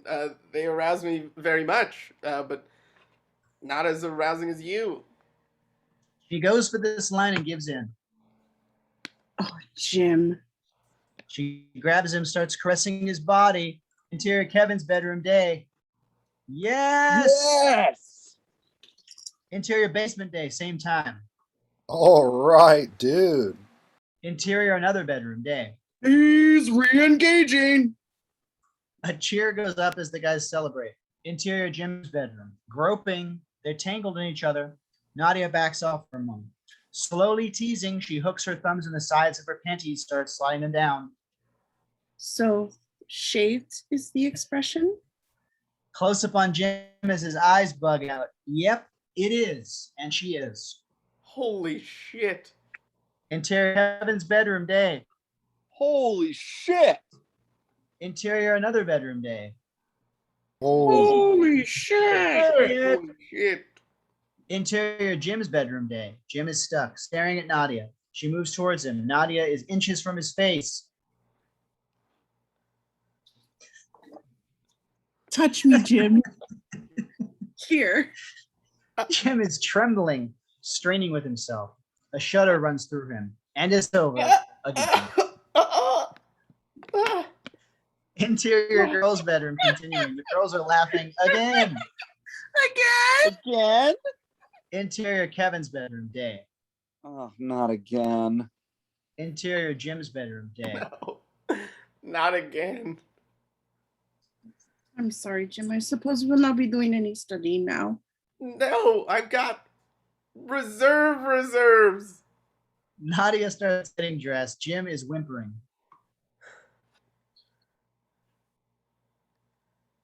It's too bad. I was at first hoping you would ask me to the prom, but She gathers her things, eyes Jim over. you should change your shorts. Okay. Jim is stunned, ruined. Nadia exits, close on Jim's tormented face as we hear. You have lost your internet connection. Click OK to reconnect. Exterior East Great Falls High, courtyard, day. Jim is walking through the courtyard, a bit dazed. A couple girls pass by him, giggling.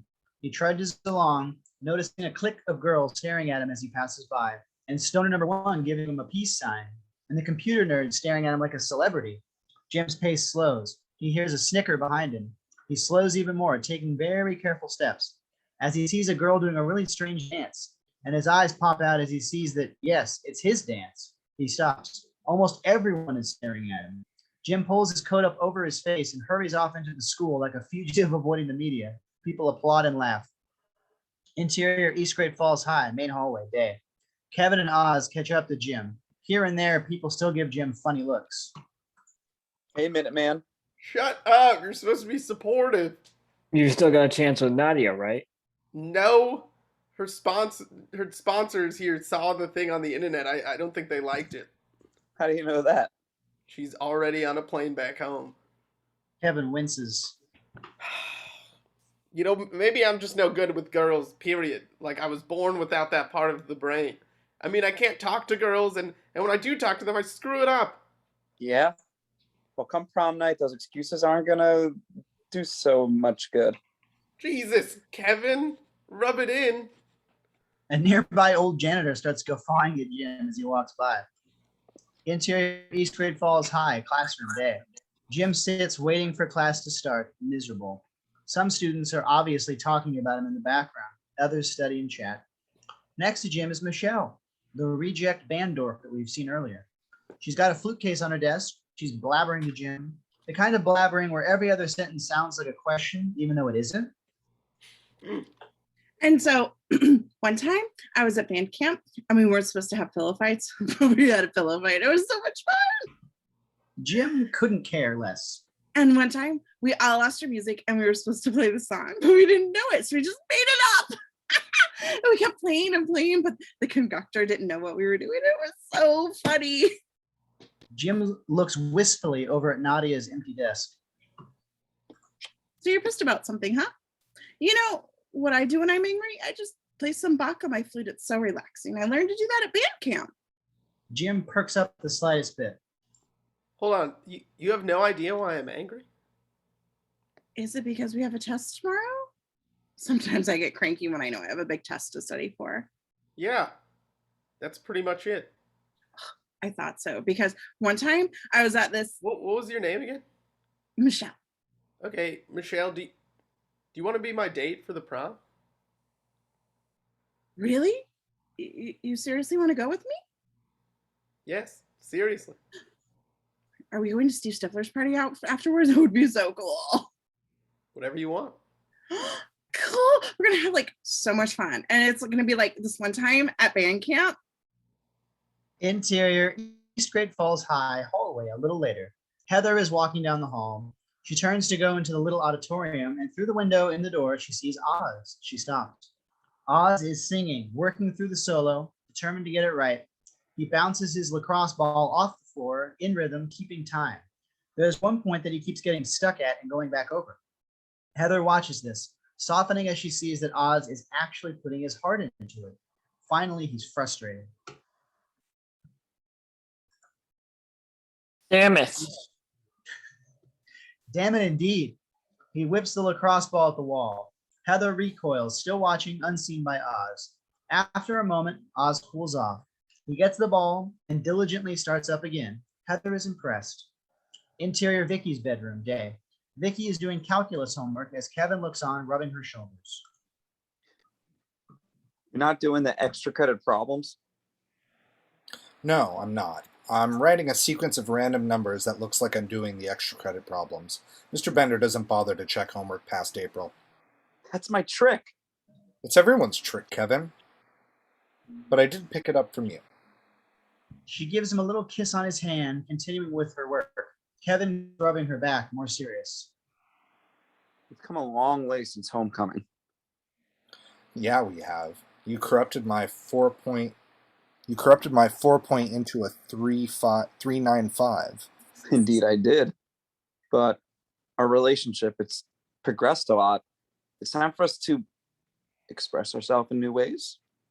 Vicky saw her working in turns, sitting up on the desk facing him. Her mood has shifted, more romantic. Like how? Well, I feel that things are getting to the point that get that point in a relationship when two people share a special moment between them. I think you're so right, Kevin. You want to do it? Yes. She takes his hand, readies herself, and declares. I love you. Kevin falters. This is definitely not what he was expecting. He's caught, trying to formulate a response. Kevin, do you not love me? No, I don't not love you. I know that we've definitely got something between us, something good, something special. But you don't love me. I didn't say that. I mean, love, it's like a term that gets thrown around. People say things that they get married, have kids, and then what? It's like they call it off going, I was wrong. A beat. Vicky seems to know where he's coming from. Kevin, you're not your dad. The two of us were not your parents. I know, Vic, I'm just not ready yet. Okay? Okay. Interior, subway, night. Oz is closing up the store. He looks up to see Heather at the door.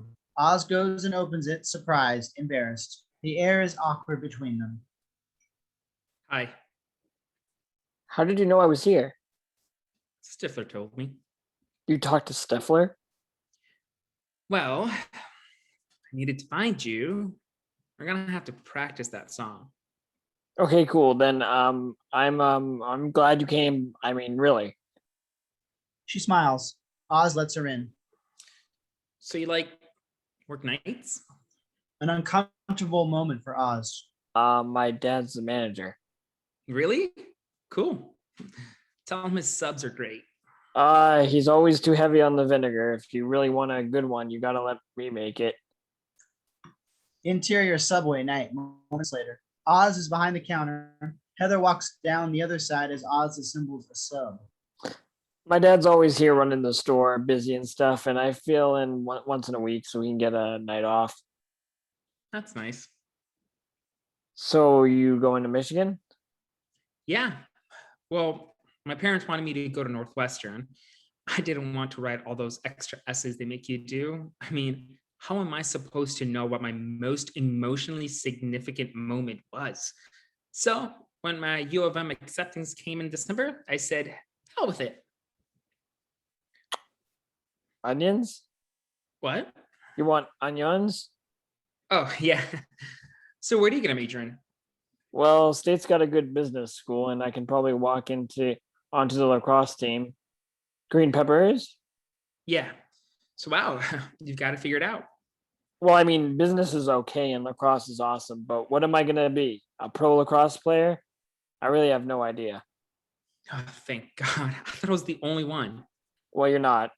Oil and vinegar? Yeah. You know, people are always like, what are you going to major in? And I don't know. And they're like, you'll figure it out. Yeah? When? I know, salt and pepper. Sure.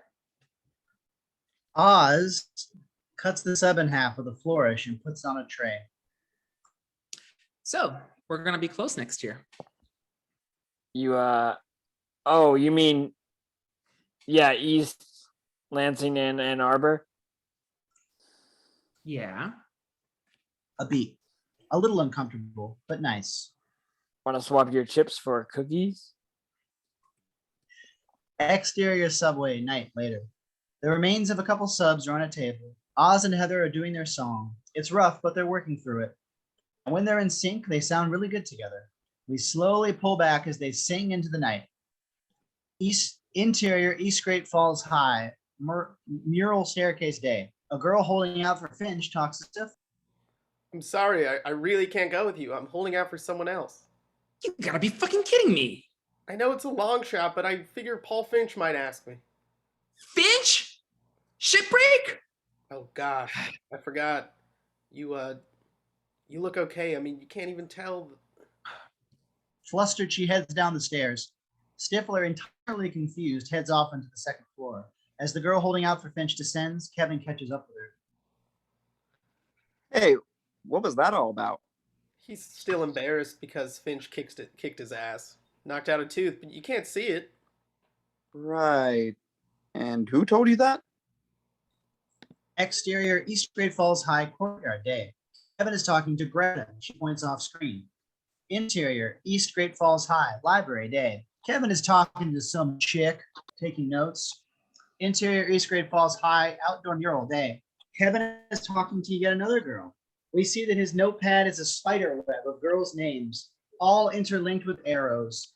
They all point to one girl's name in the center of the page, Jessica. Interior, East Great Falls High cafeteria day. Kevin follows Jessica down the cafeteria line. No comment. No comment? Are you kidding me? I've never seen someone's image change so drastically. Thanks, it was my idea. Did you guys hook up or something? Are you kidding? No. Then what the hell are you talking about? Well, I guess it's okay for me to tell you now. That reputation of his isn't going anywhere. Finch comes to me and says, Jessica, I need help with this, blah, blah, etc.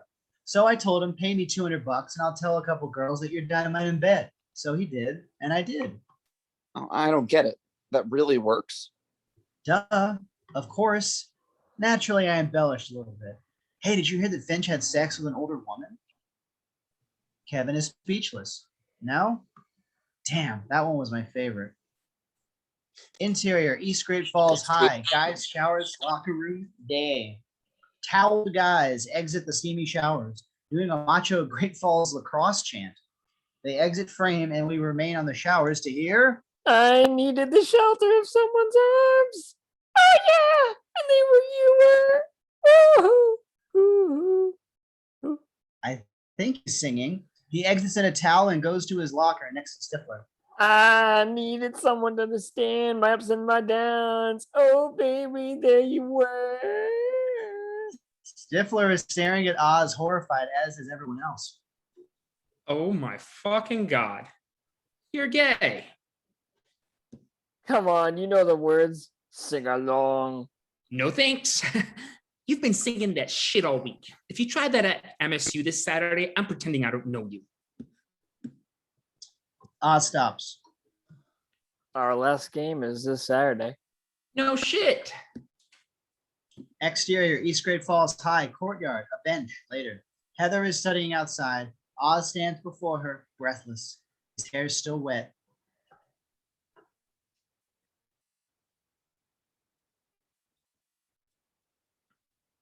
Well, I've got this lacrosse game. It's really important. It's our last game. And, you know, Central almost beat us last time. So I really want to kick their ass. And it's like cool because we're going to get to play at state, which means that after the game, I might be able to stop by and. You can't sing at the competition. Or in general. I'm sorry. I totally spaced. I didn't realize it. It's okay. You should do whatever makes you happy. All right. Yeah. Thanks for understanding. So I guess I'll see you later. An uncomfortable moment. Oz walks off. Heather looks let down. Exterior, East Great Falls High, entrance to senior lockers day. Kevin is at his locker getting ready for class. Stifler comes running up with a wicked grin on his face. Kevin, you seen Shitbreak lately? Oh no, Stifler. No, Stifler, what did you do? Me? Nothing. I'm the one whose ass he's kicked. I'll tell you one thing though. I don't think he's gonna have a problem shitting in school anymore. Stifler pulls out an empty bottle of prescription laxative, maniacally laughing. Interior East Great Falls High cafeteria day. Finch is sitting at a table reading his paper. Kevin comes tearing around the corner and runs up to him. Finch, get to the bathroom now. Easy, Tiger. What's in there? Just go. Why is this? You're gonna shit your pants. Charming. Finch, listen, Stifler slipped some sort of laxative in your mochaccino or whatever, and it's fast acting. I mean, really fast. First of all, it's mochaccino, and secondly, oh! Finch jumps up and sprints down the hallway. Interior East Great Falls High main hall continuing. We follow with Finch. We see Stifler down the hall, holding open the bathroom door like a pleasant doorman. This way, sit. Finch darts into the bathroom. Stifler laughs hysterically. Interior East Great Falls High bathroom day. Finch leaps into a stall and slams the door behind him. Interior East Great Falls bathroom stall day. Finch has stopped. He's staring down at the toilet. It looks entirely uninviting, but he's straining, struggling, starting to dance around, moaning as he cramps up. He grabs a length of toilet paper and lines the seat with it. Then another and another. Sweat drips off his forehead. Come on, come on. He's got the seat lined with at least 3 layers of toilet paper. Notices a spot where there's still bare toilet seat. He tears off 1 square of toilet paper, placing it on the spot. He steps back and looks it over, still wriggling to contain his bowels. Okay, you can do this. He unbuckles his pants, sits down, just as we hear someone enter the bathroom. Finch, still restraining, listens for a moment, only to hear the click, click, click of heels. Interior East Great Falls High, main hall day. The bathroom door swings closed to reveal the universal symbol for women. Stifler is there, laughing even harder. Interior East Great Falls High bathroom stall day. Finch is terrified. Through the crack between the stall door and the frame, Finch catches glimpses of bright-colored skirts and dresses. He grits his teeth, straining, and a gurgle comes from Finch's stomach. His eyes bulge. Interior East Great Falls High bathroom day. A group of girls is at the mirror, including the girl holding out for Finch, fixing their hair. You know, it's just going to be some crappy band and stupid decorations. You're just saying that because prom's a week away and you don't have a date. No, I don't want a date. Finch is going stag, and so am I. The guy is like so debonair. Oh.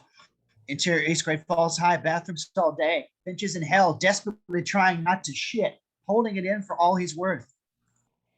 Interior bathroom day. Do you think that older women thing is true? Of course, it was Stifler's mom. Interior East Great Falls High bathroom stall day. Pure agony. Finch is sweating badly. Every muscle in his body is tensed. Tears stream from his fiercely shut eyes. A gastric rumbling. Finch's eyes flash open in terror. Interior East Great Falls High bathroom day. We hear another deeper rumbling. Girl number 2 turns to her friend in surprise. Joni, was that you?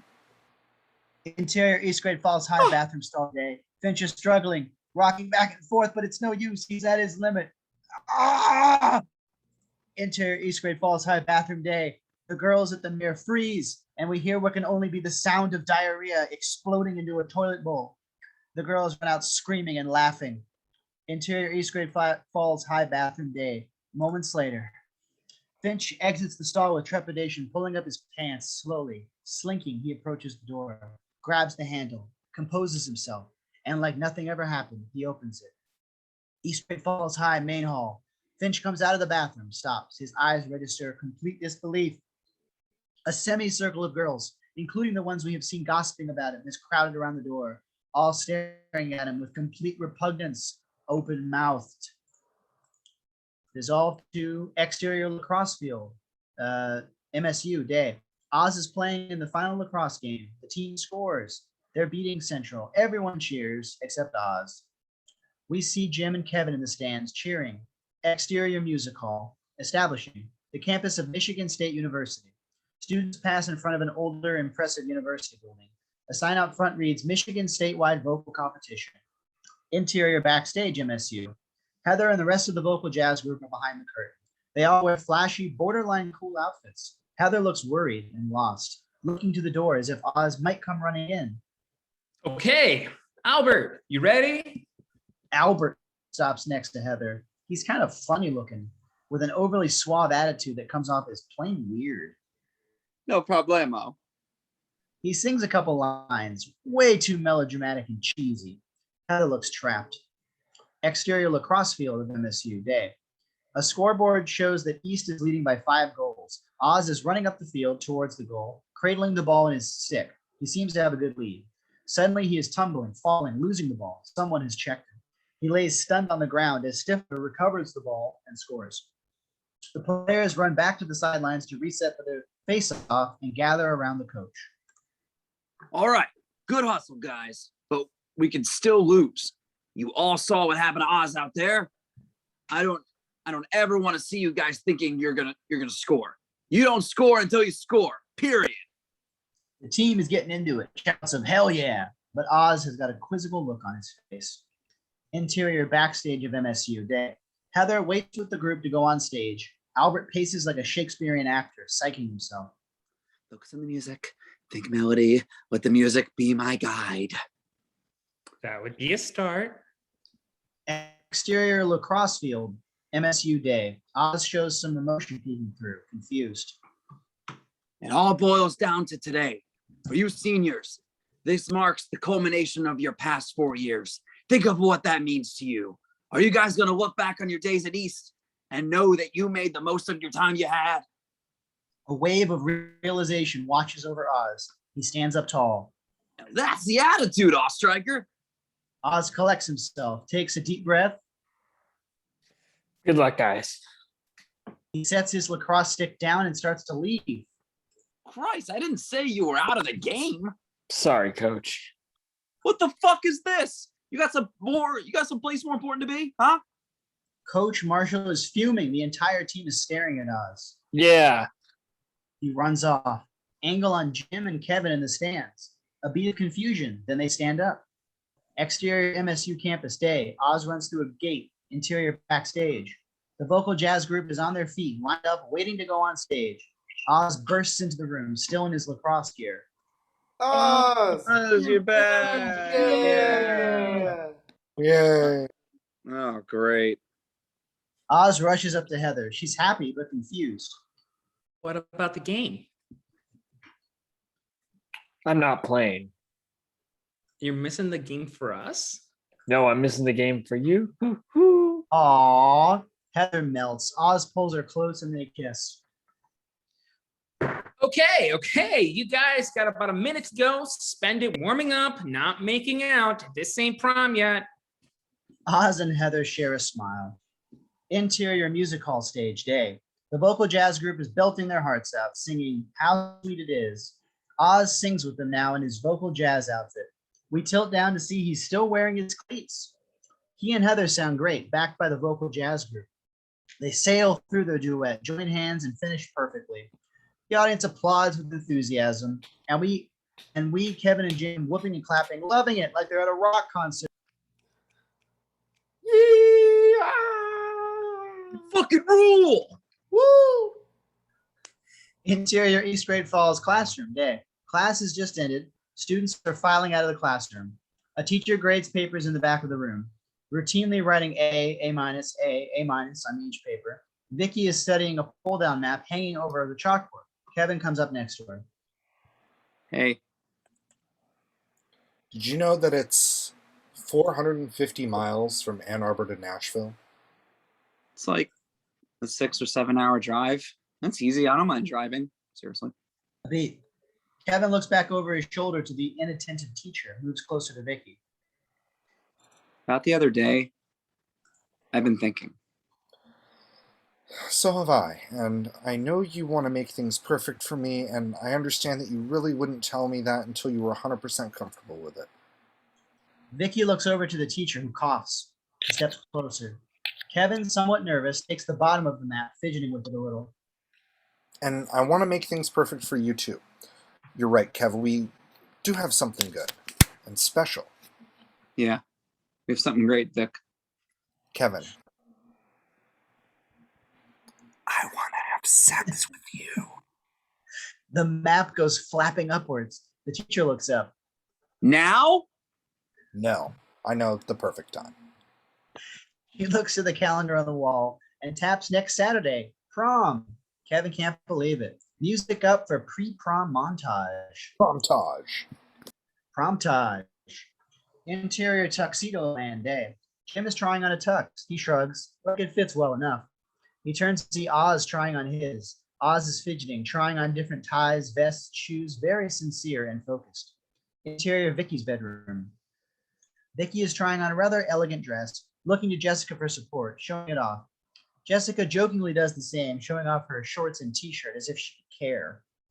Interior East Great Falls High courtyard. Finch sits alone, not like alone, more like Forrest Gump.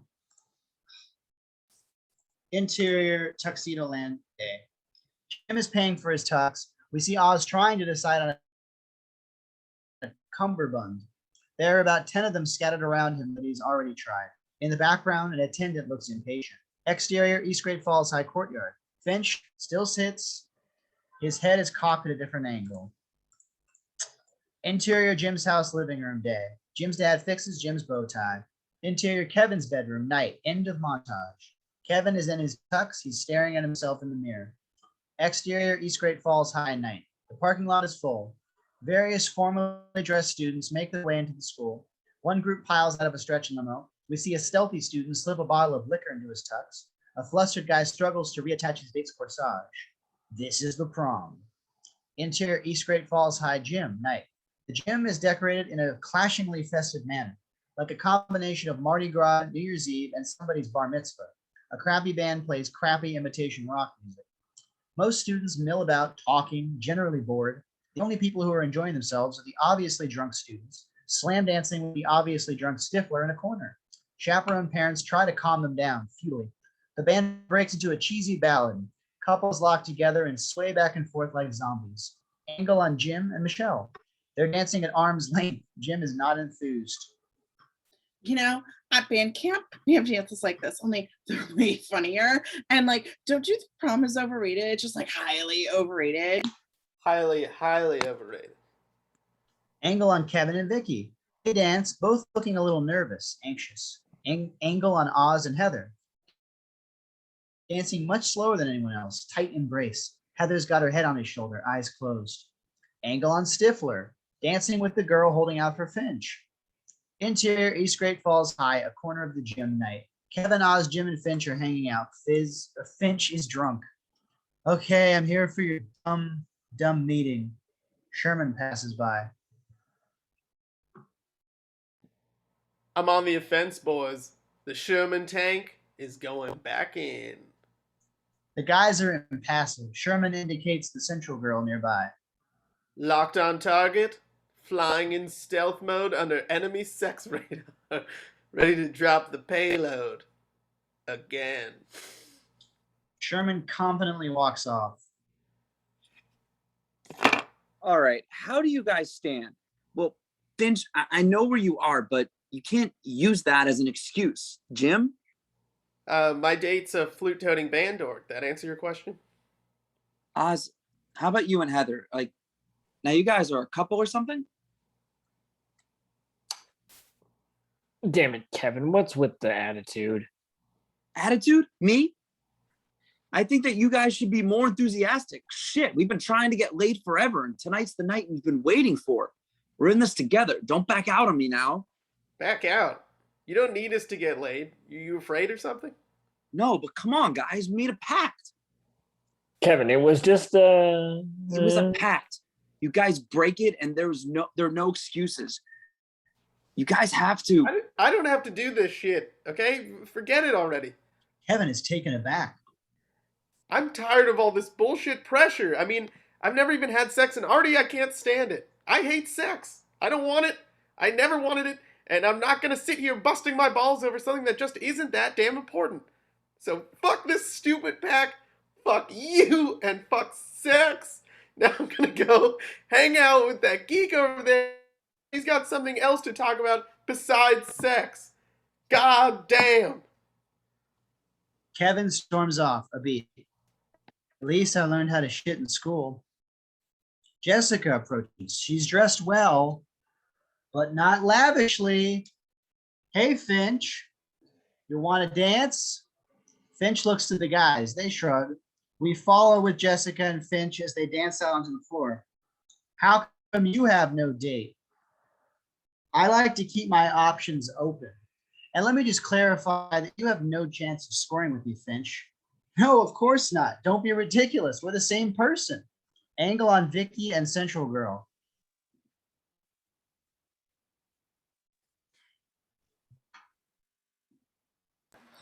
So I guess you and Sherman are pretty close. You met at that party a while back? Yeah, we were there the whole night together. We had one of those amazingly deep conversations where you really feel like you get to know someone. Deep conversations, huh? Is that what you guys call it? What else would I call it? Exterior, East Great Falls High night. Kevin sits on the steps into the school, depressed. Interior, East Great Falls High gym, night. The Central Girl has taken over the band's microphone. Excuse me, everyone. Sorry to interrupt. Her voice reverberates throughout the gym. A couple wolf whistles. I just wanted to let you all know this. Chuck Sherman is a liar. I never had sex with him. He's never had sex with anyone. I know because he told me. Once he tried to screw a grapefruit, but that's it. Oh, and he also told me that sometimes when he gets nervous, he wets his pants. Thank you for your attention. Girls around the gym cheer and applaud. Angle on Sherman pissing his fucking pants. Yay. Angle on Jim, shocked. He looks back to Oz, who shares his expression. Exterior, East Great Falls High, night. Kevin still sits there. Jim, Oz, and Finch come out of the school. Slowly, they walk up to Kevin. Guess what? I don't care. Kevin, come on. The bust of Stiflers is going to be here soon. I'm not going. A beat, as the guys don't know what to say. Kevin's speech is halting and downbeat. This isn't how I wanted things to turn out. Making the pact wasn't just about getting laid. It was about doing one last thing with you guys before we graduated. But now, I just wasted my last few weeks here trying to do what? I don't even know. All I managed to do was fuck up our friendship. A beat, Oz shrugs. I still think you're okay. So do I, Kev. Me too, for the most part. Nah. Fuck. You guys are right. I don't know what I'm doing. I mean, I'm acting like I've got it all together tonight, but I know Vicky is going to ask me if I love her, and I don't know what I'm going to say. So now it's like, maybe I'll just wimp out on the whole thing. Come on, man. Tonight's the night. We're finally going to a post-prom party on the lake. We've been waiting to do this for the last 4 years. Why else are we still friends with Stifler? You gotta go. We're friends with Stifler? A beat as Kevin ponders this. And by the way, Sherman didn't even get laid. Laid. Nope, he didn't get laid. He pissed himself. The guys laugh as Kevin is puzzled. They are suddenly illuminated by the glare of headlights. A charter bus pulls in front of the school. There it is. I want to grab my bag. Oh, and my date. Come on, Kevin. Vicky's looking for you. Jim holds out a helping hand. Kevin looks at it, grabs it, and Jim pulls him up. Exterior Stifler's cottage night. A beautiful cottage on the shore of Lake Michigan. Students are filing out of the charter bus. Jim and Michelle are walking up to the cottage. Stifler's mom got it in the divorce. It reminds me of this one time. Hey, can I ask you a question? How come you don't have any stories? I mean, I've got lots of stories and you don't have any. Oh, I've got stories, believe me. They're a little bit more risque than Tales of Bandcamp. Are they gross or something? Like guy stuff? Tell me. Okay, you want a story? Here's a story. Stifler finds this beer, right? And Interior Stifler's cottage bedroom. Kevin leads Vicky into the bedroom. A large bay window overlooks moonlit Lake Michigan. See, this is the nicest room. Wow, Kev. It's perfect. Vicky opens a closet to find Stifler's little brother inside, grinning. You guys gonna make whoopee, aren't you? Mm. Or fuck? No, get out of here. Fuckers, fuckers, fuckers. Fuck. Stifler's brother is gone. They laugh and Vicky closes the door. Exterior beach, night. Oz and Heather are walking down the beach, holding hands. Deep in the background, we see kids partying.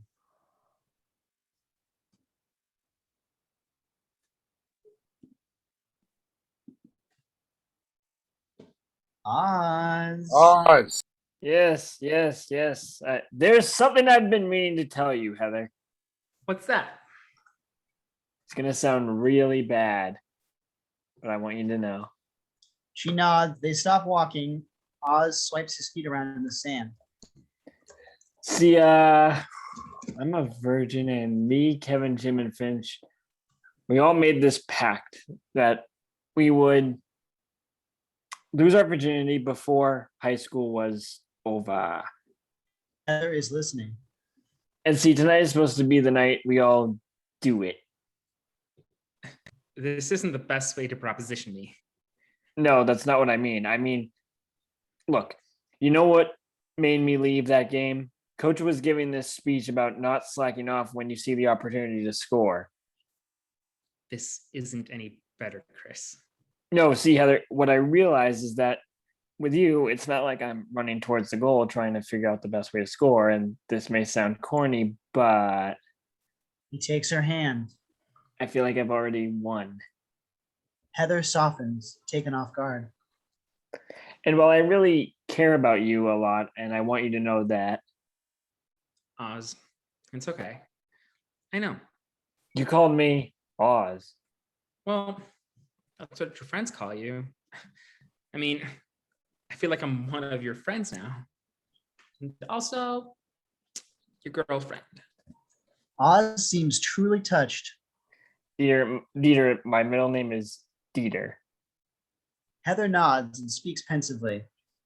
You know, that's really a shitty middle name. I know it sucks. Through their laughter, they kiss. After a moment, it grows more passionate, lost in each other. Interior Stifler's cottage, basement night. The party rages in the rest of the cottage, but the basement is empty. Stifler's mom sits in the corner, smoking a cigarette. She's as attractive as her photo we once saw, but the divorce has replaced her sexy smile with a bitter smirk. Finch stumbles in.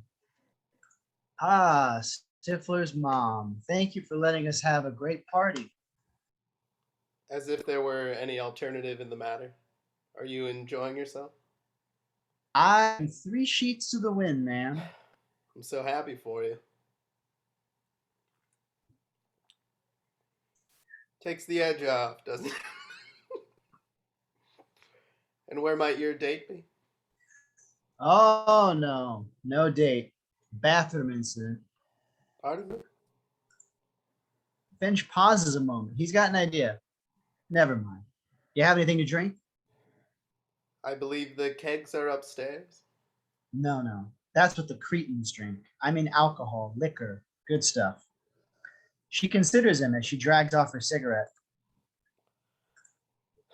All right. I got some scotch. Single malt? Aged 18 years. Why don't you get the glasses behind the bar? Interior, Stifler's cottage, party room night. It's a great party. Stifler is with a group of guys drinking a beer, which he inspects very carefully before every sip. Angle on Jim and Michelle, both drinking and talking, almost enjoying themselves. That is a nasty story. I told you. You want to hear a nasty story of mine? It's kind of sexual. Ding! A light goes off in Jim's head. Yeah, bring it on. Okay, well, this one time at band camp, we were playing this game, and I don't know if you know it, but it's called Spin the Bottle, and I had to kiss this guy named Mark Wander on the lips, and Jim's expression sinks. Interior, Stifler's cottage, bedroom, night. The lights are down. Vicky and Kevin are in bed. Comfortable? Yeah. Are you? A beat. Sure you're comfortable? Yeah, are you sure? Yeah. Me too. Okay. Did you bring a condom? Right here. Pulls out a condom, a beat as they contemplate it.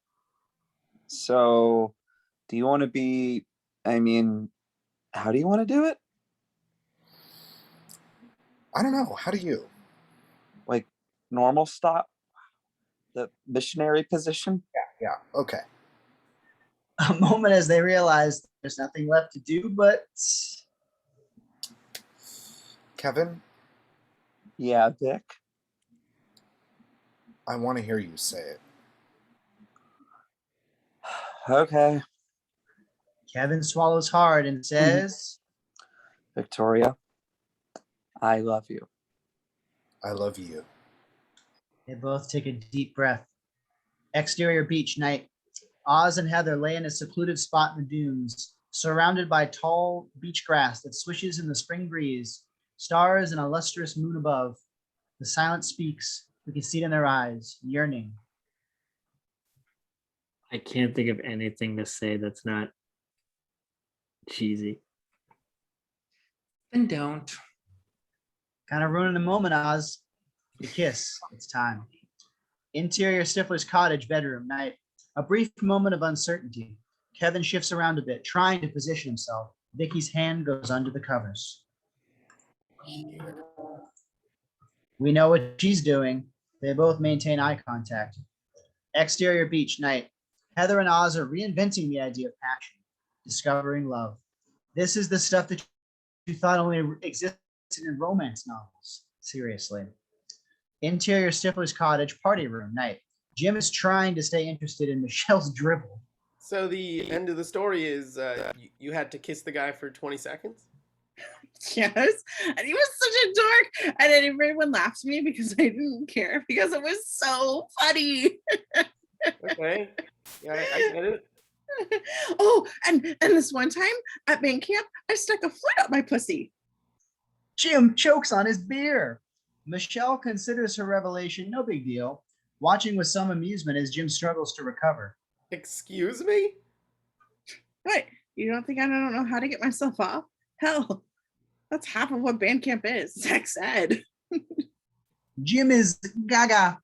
He watches in disbelief as she lets her hair down, and wouldn't you know it, she's pretty cute. So, are we gonna screw soon? I'm getting kind of antsy. Jim pauses in disbelief. Then, interior Stifler's cottage, Stifler's brother's bedroom night. Michelle and Jim burst in and slam the door. A toy basketball hoop falls off the back of the door. They are standing in a cluttered, toy-strewn pit of a kid's room. One of those stupid plastic airplanes on a string hangs from the ceiling, flying in circles. This'll do. Okay, now I have 2 rubbers. Wear them both. It'll desensitize you. I don't want you coming so damn early. Why, what makes you think that I would... Come on, I saw you on the net. Why do you think I accepted the date? You're a sure thing. Yes, he is. Jim heartily agrees. Interior Stifler's cottage basement night. The scotch bottle is almost empty. Stiff Mom and Finch are smoking cigarettes. So, would you object if I said you're quite striking?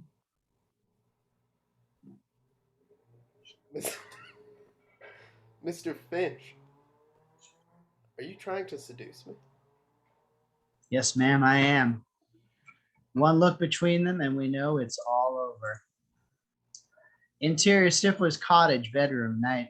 Kevin and Vicky silently doing it, curious looks on their faces.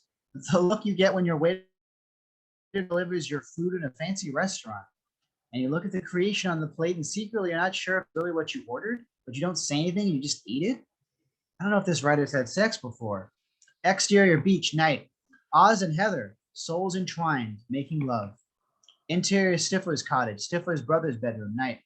We can hear Jim and Michelle going at it like a couple of howling banshees over a series of shots. A cold hand gets knocked out of the battery. The fighter flies across the room. A pillow explodes in a cloud of feathers. One of the legs on the interior Stifler's cottage, outside the basement door, night. The basement door is closed. We hear from the inside. I had no idea you'd be this good, George. Neither did I. This is Jeremy Stifler's mom. Interior Stifler's cottage, Stifler's brother's bedroom night. Jim and Michelle are going at it. Again, we hear but can't see them. The room is more trashed than before. And as we pan across the disaster area they've created. Are you gonna do Say my what name, I think bitch! you're gonna do? Anne! Don't you want me to? Oh yeah, put it in your mouth. Okay. We see her on top of Jim. She clears her throat, and then we see her raise a children's plastic recorder to her lips, and she whistles the Michigan fight song. On cue, Jim chimes in. Hail, hail, to Michigan, the leaders and the best. Ah. Exterior beach night. Oz could be coming. Heather could be coming, but it's all so darn passionate that the whole thing looks like one big orgasm anyway. Interior Stifler's cottage, Stifler's brother's bedroom night. Jim and Michelle lay on the floor, tangled in sheets in each other's clothing, exhausted, gasping. And then we see the closet door is open just a crack. It swings open. Standing there is Stifler's little brother, jaw hanging.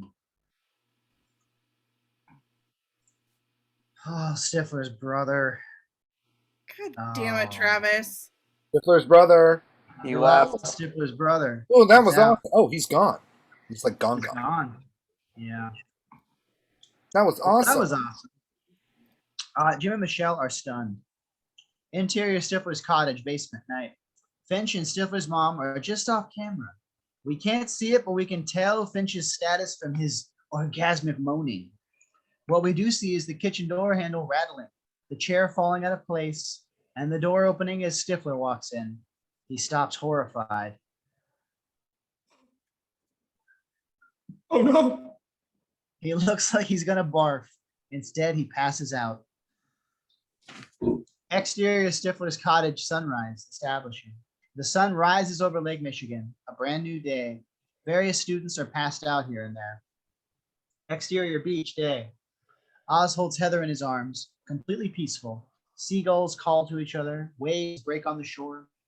Oz has lost all pretense, smiling to himself, or maybe to the world. Interior Stifler's cottage, Stifler's brother's bedroom day. Jim wakes up in bed alone. He looks around.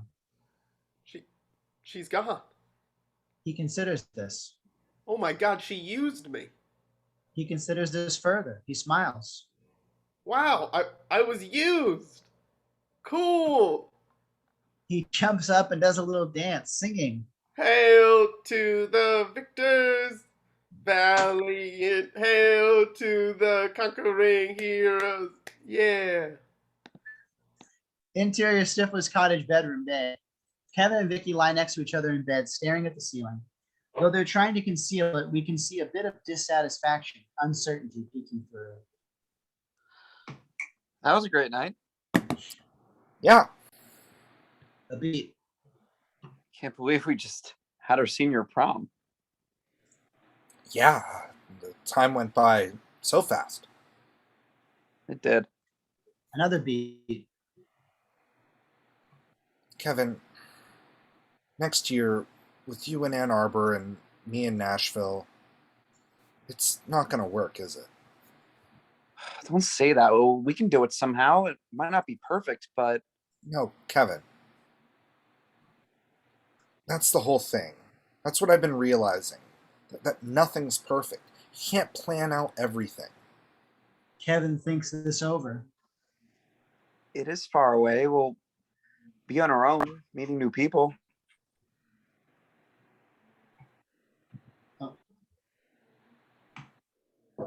A moment as I think this over.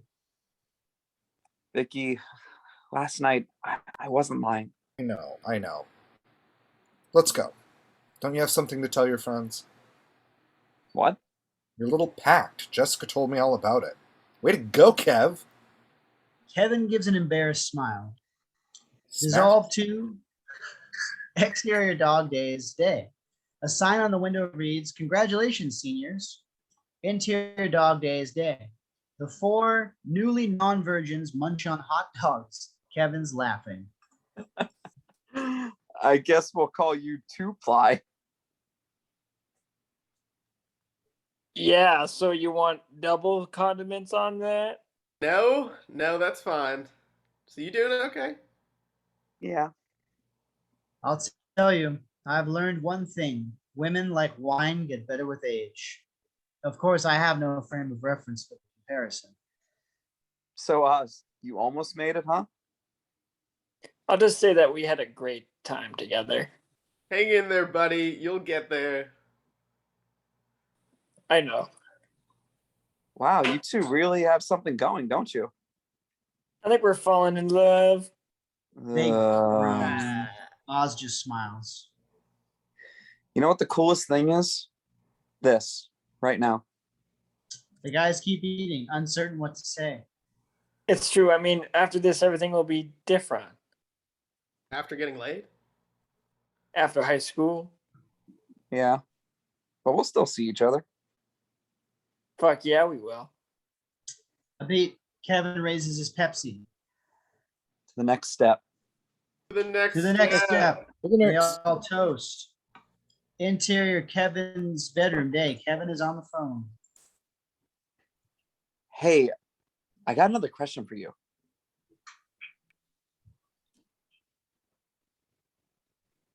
What's that?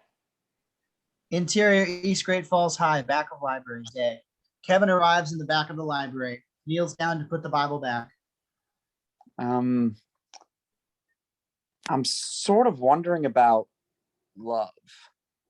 We hear Kevin's brother chuckle knowingly. That's the next book, Kevin. That's the next book. He puts the Bible back without the reverence he once had for it, stands up with some new confidence. We follow with him as he walks out of the library and enters the courtyard crowded with students. He disappears into them as we fade to black. Roll credits. Interior Jim's bedroom day. Jim's dad sits across from Jim. Son,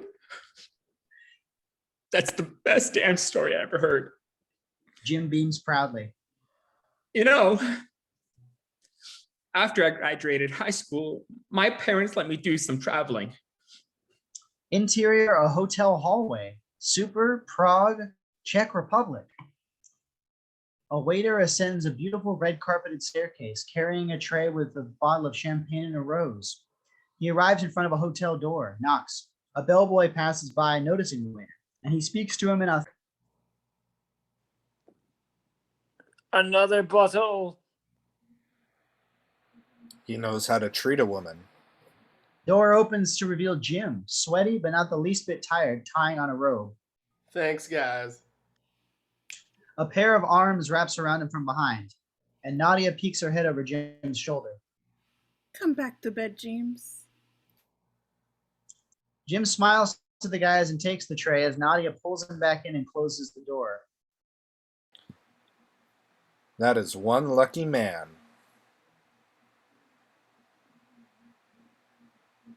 Don't you agree, bellboy? Funny. I swear I've seen those two somewhere before. Yeah. Some sort of dancer. Huh. Eh. They head off, fade to black. I thought- Bravo, bravissimi. You guys were all amazing. I laughed so hard. I expected neighbors to start knocking on my door at any time because I was laughing so loud. If you're watching this, thank you for watching and have a lovely night. It's